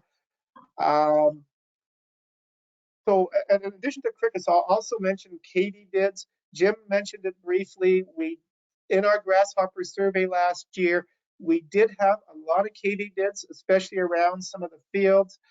I'm not aware that there was actually any spraying for them. There was just high levels, which tends to get people antsy when they see a lot of things jumping through the vegetation. But for the most part, the katydids don't do damage to field crops. A few years ago, I probably would have said the same thing about crickets, that we have a lot of them, that yes, they will feed on vegetation, but they're not really crop pests. I've kind of had to change my tune a little bit on this. I'll say right now they're infrequent crop pests, but I can't say that they would never get to the point where you would need to control them. 2022, we had an unusual year where we were noticing crickets up on the heads of wheat and barley. There was even some barley sprayed for them. The levels were getting concerning. I had calls coming from canola fields, several fields where people were saying they were seeing a lot of them, usually around the field edges where they were seeing more of them. This was late in the season, mid-August to early September. And I know there were some edge applications and patch spraying to control some of the field crickets. And we also saw the same thing in flax, where they were feeding right on the bolls, causing some damage as well. So again, kind of had to change my tune. Next slide here. I'm going to try to get this video to play if I can. Here we go. So this guy's chirping away, feeding away nicely on a canola pod. Initially, when I had reports of crickets on canola, I was thinking, well, they're probably up there feeding on the dew on the plants, not so much the pod itself. But then an agronomist sent me this video. Sure enough, they were munching right into the pods. I'm not suggesting crickets are a major canola pest, but every now and then you might get a situation where levels are high, particularly along the field edge, and they are feeding directly on the pods. So it can happen. My thinking is what happened. We had a very heavy cricket population that year. We also had some drought conditions, so they might have been a little bit starved for moisture, and they might have been getting some moisture by feeding the young seeds in some of these pods. Hard to know why, but every now and then we may see crickets feeding up on the crop.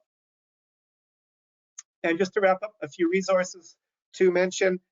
If you're looking for more information on grasshoppers, certainly our websites, Saskatchewan Ministry of Agriculture has grasshopper information on their website. We have a fact sheet here in Manitoba. There's also this booklet that you can download, is available electronically. You may still be able to get hard copies. I'm not quite sure though. It's called Grasshopper Identification and Control Methods. It goes over not only our pest species, but some of the non-pest species. And it even has one beneficial grasshopper, which might surprise some people. There's actually a species called the Turnbull's grasshopper or Russian thistle grasshopper that feeds exclusively on some of the tumbleweeds, Russian thistle. So technically, beneficial grasshopper, they do exist. But anyway, this book is really good. It includes a lot of good grasshopper ID tips and some scouting tips, and also a bit about control. Also, there is the Pest and Predators Field Guide produced by Field Heroes. It has profiles of many of our predators and parasitoids. So a good little guide to help you get to know some of the natural enemies in your fields. And if you're wondering how to get this, here's a little card. You can scan the barcode and it would take you to a website where you can order it, or just type in fieldheroes.ca. You will get to a website where it asks you a few very simple questions: name, address, where can we mail it to you? And it's free. You hit submit and you will get your guide. So just a few resources that you can have access to that might help you with your crop scouting and your decision making. So maybe I should end it there because it's getting close to 11:30, and maybe save a bit of time for questions. Great, thanks, John. I'm going to have both you and James come back on if you can turn on your webcam, and then we can go over questions and do a bit of a panel together, if that's okay. Cool, yes. Hello. All right, so I'm going to go through the questions, and maybe, I don't know, depending on kind of who covered what, or if you guys have additional comments, feel free. Our first question is in regards to the crickets. More specifically, how do crickets impact grasshopper eggs, and at what point or number are they a pest? Is that something we can quantify? Yeah. John, you want to take that one? You addressed the crickets. So.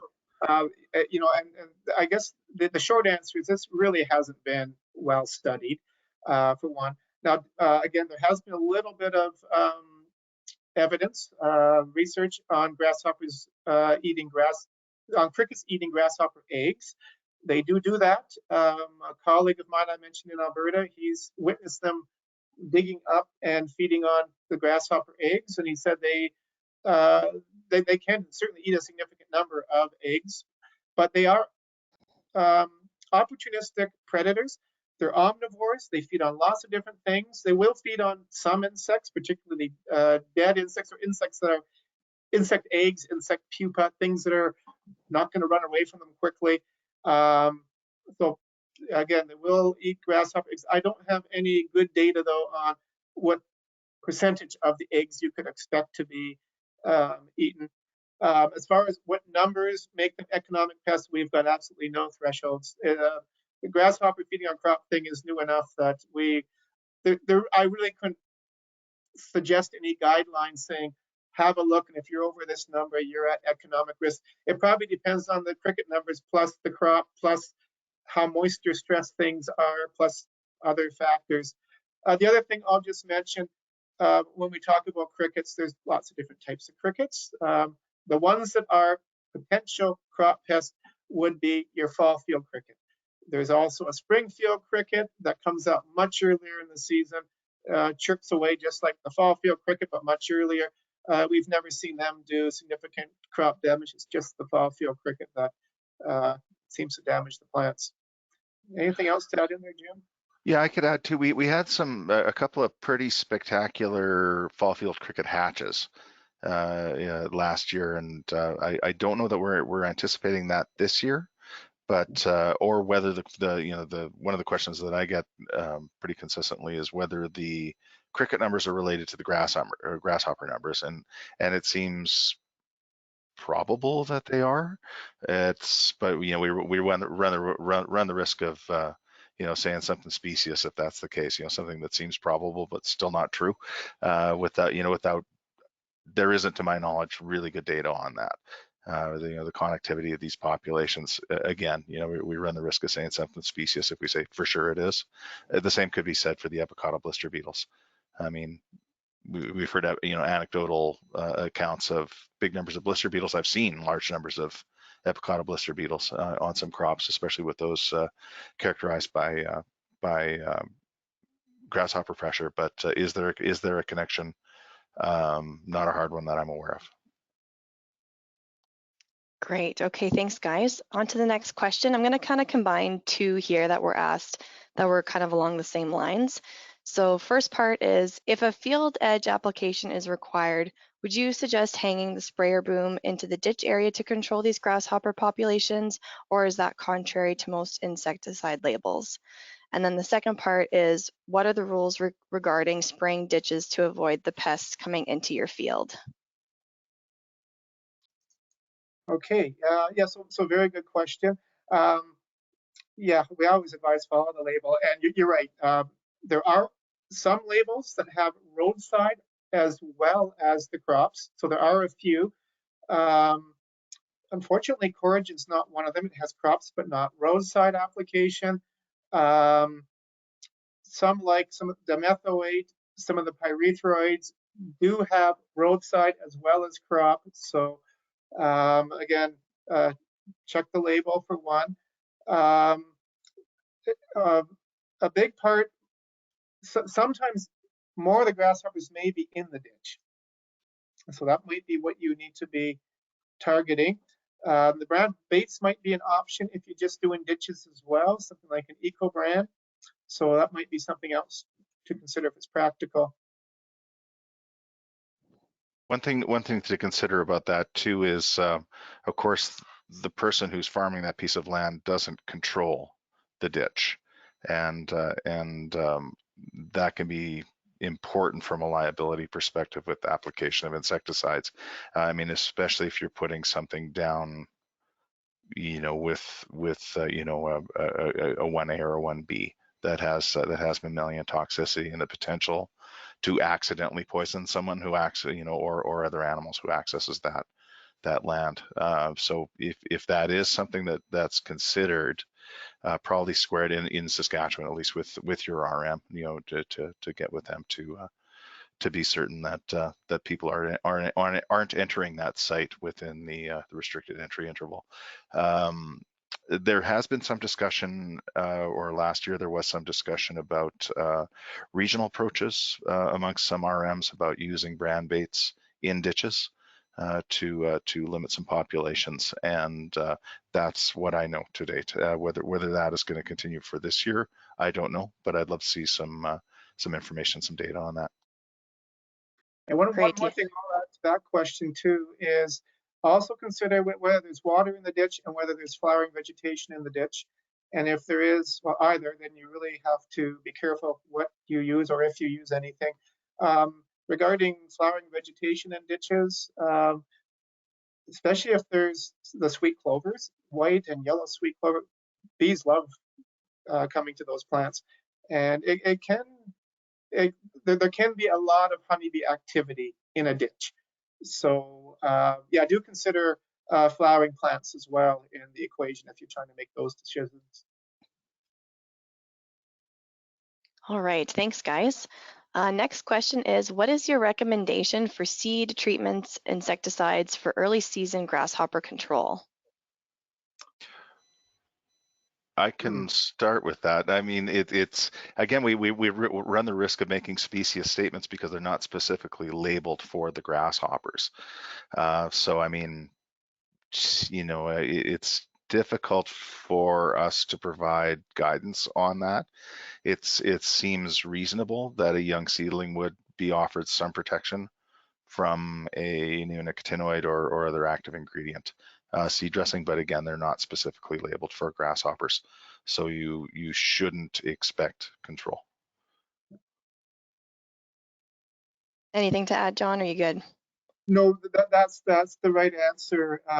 Yeah, I mean, you've got two groups really. You've got your neonics, you've got your diamides that are registered as seed treatments, and diamides are great on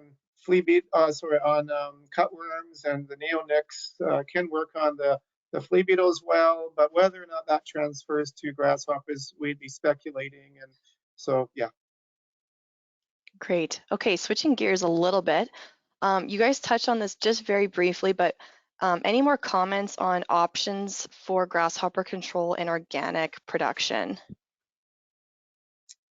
That is really difficult. I think, I know a lot of organic producers last year really suffered from some pretty significant grasshopper pressure. What I can offer, we can discuss about the potential for solutions, but we did there were some reports of off-label product use last year of neem oil and diatomaceous earth, and again, those products are not registered they're not registered for field crops. So that alone is a violation of the Pest Control Products Act, which organic growers still need to adhere to. So the Pest Control Products Act actually supersedes the guidance from their body.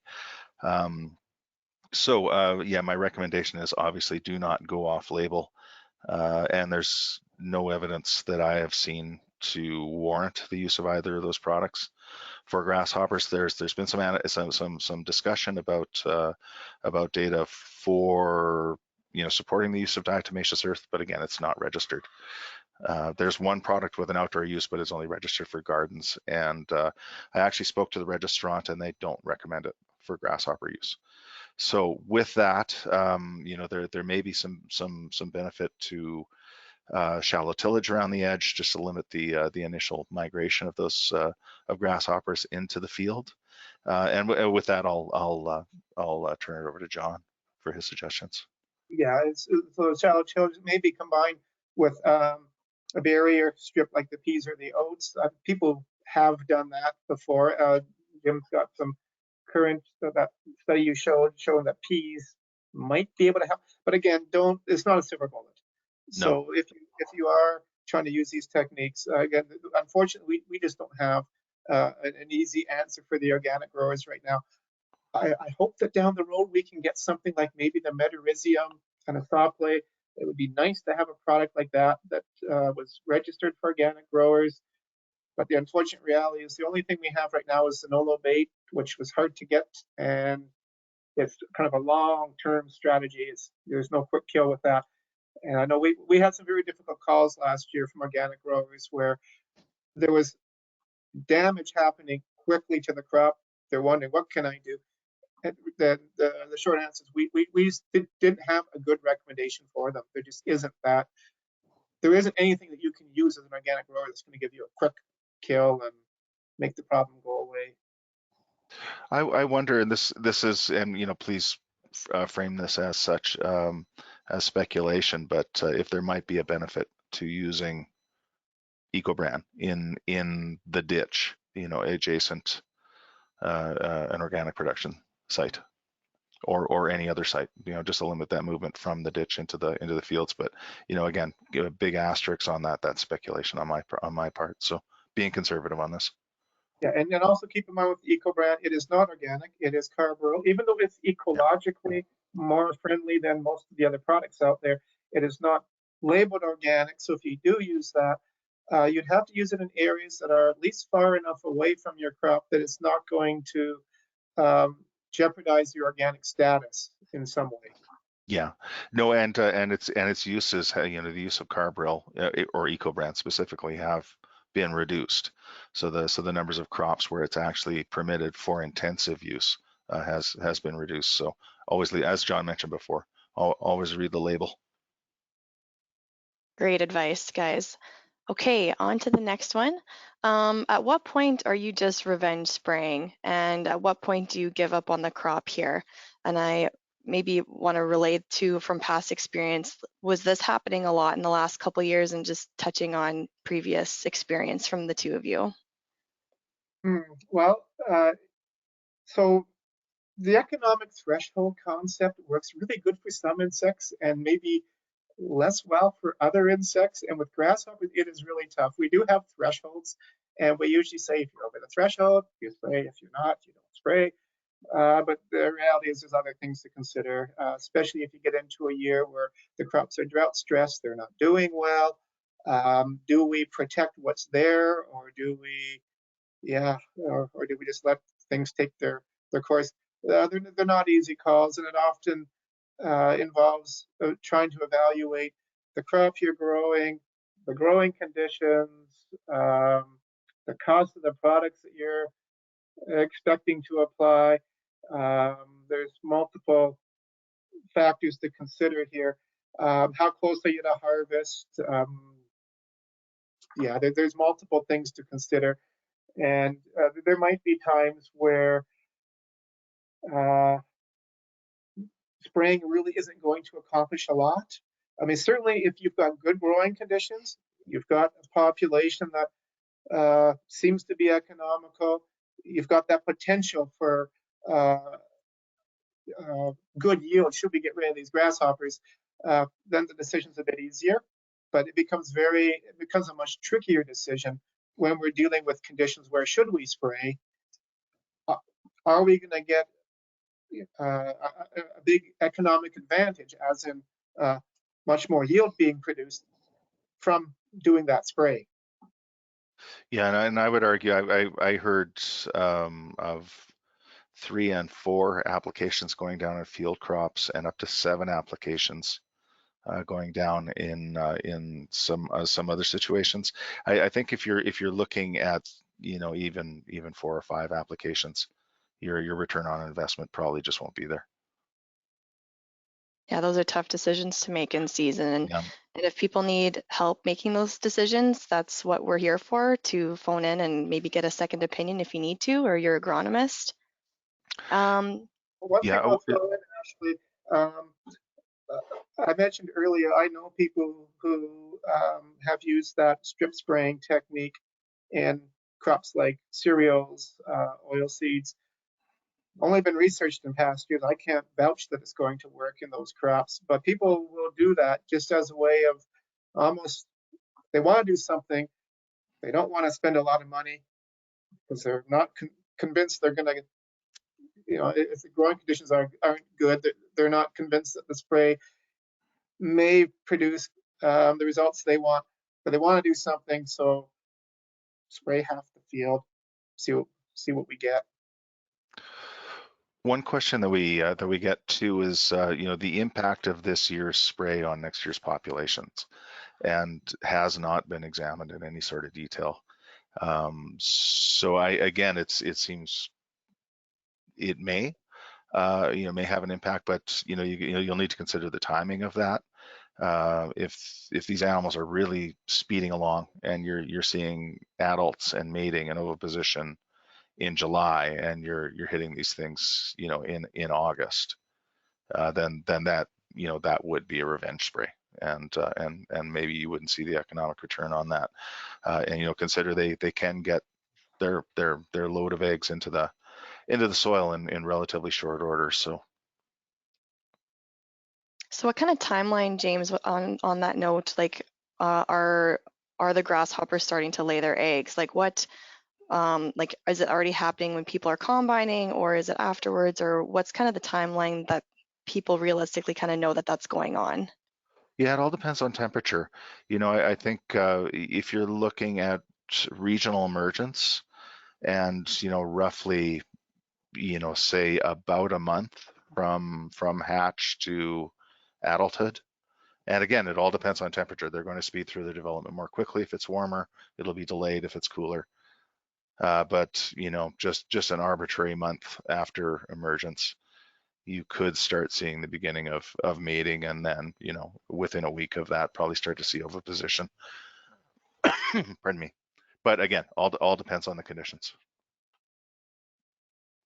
Okay, our next question is, do we have a photo of wing buds? I think John mentioned this about timing, and if there's an ideal timing of spray, having a reference photo would be nice. So maybe we can include that in our follow-up email. I can grab, a picture or two from you guys just to include, so people have an idea what to look for if they're seeing grasshoppers out.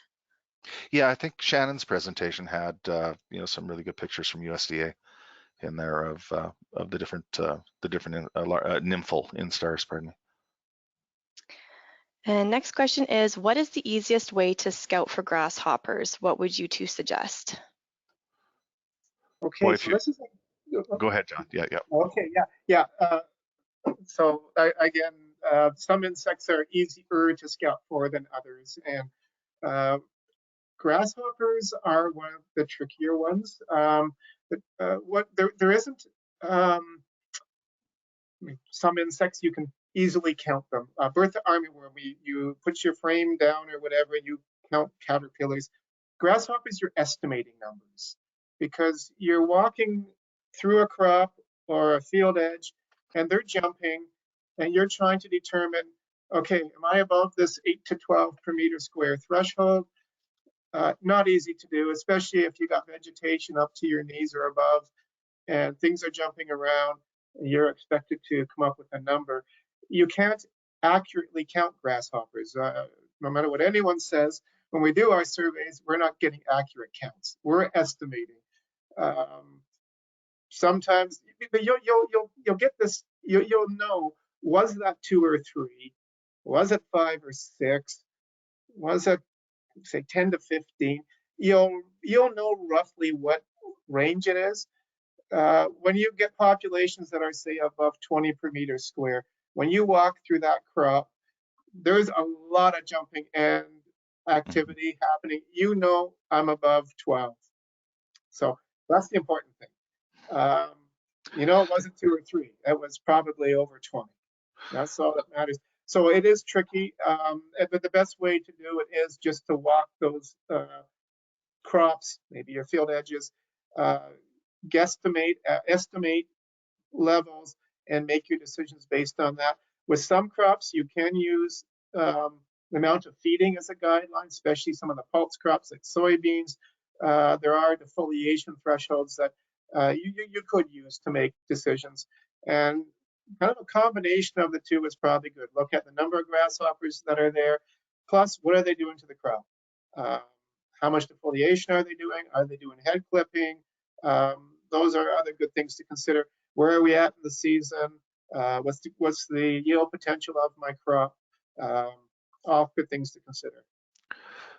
So there's as far as sampling goes too, I'm a big fan of the stamp and look technique. So that is, put your foot down, determine what a square meter is, and literally just count or as John indicated, estimate if they're quite dense, the numbers of grasshoppers that are displaced by that activity. You can use sweeping for nymphs, and this involves 4 pendulous swings of a sweep net. So that is as far as from one side to another, all along the ground. It's going to take some practice, otherwise you run the risk of filling up your net with soil. And as you're learning to do this, there will be rocks and soil and lawn darts and other things that show up in your net. But 4 sweeps will give you a good equivalent of per square meter. But I'm really a big fan of the stamp and look, the stamp and count technique. And as John mentioned before, sweep, when you get into taller plants, these animals are very mobile, got really good vision. So if you're sweeping through a crop, in my experience, at any rate, I can be looking at 20 grasshoppers, and if I get 3 or 4 in my sweep, that's obviously not representative of what's there. So. Absolutely. On the note of, surveying, counting grasshoppers, I know this question came up at Crop Production Show when we had our maps out, and like our grasshopper map has switched from a forecast map to a survey map. And I'm Mhm. wondering, James, if you could just comment on the switch there and how the surveying gets done and kind of how the counts are counted and put into a map like that. Yeah, so that survey actually does rely on the the stamp and look technique. Okay, so it's a roadside survey, so it doesn't actually enter crops. So there's several factors that can impact the counts. One is the timing, because it is actually conducted in August, and if those ditches have been cut or the crop has been harvested, there is no reason for those grasshoppers to be there, and they will have hit the road. So you can get an underrepresentation of that population. And again, they can fly, theoretically 200 kilometers a day.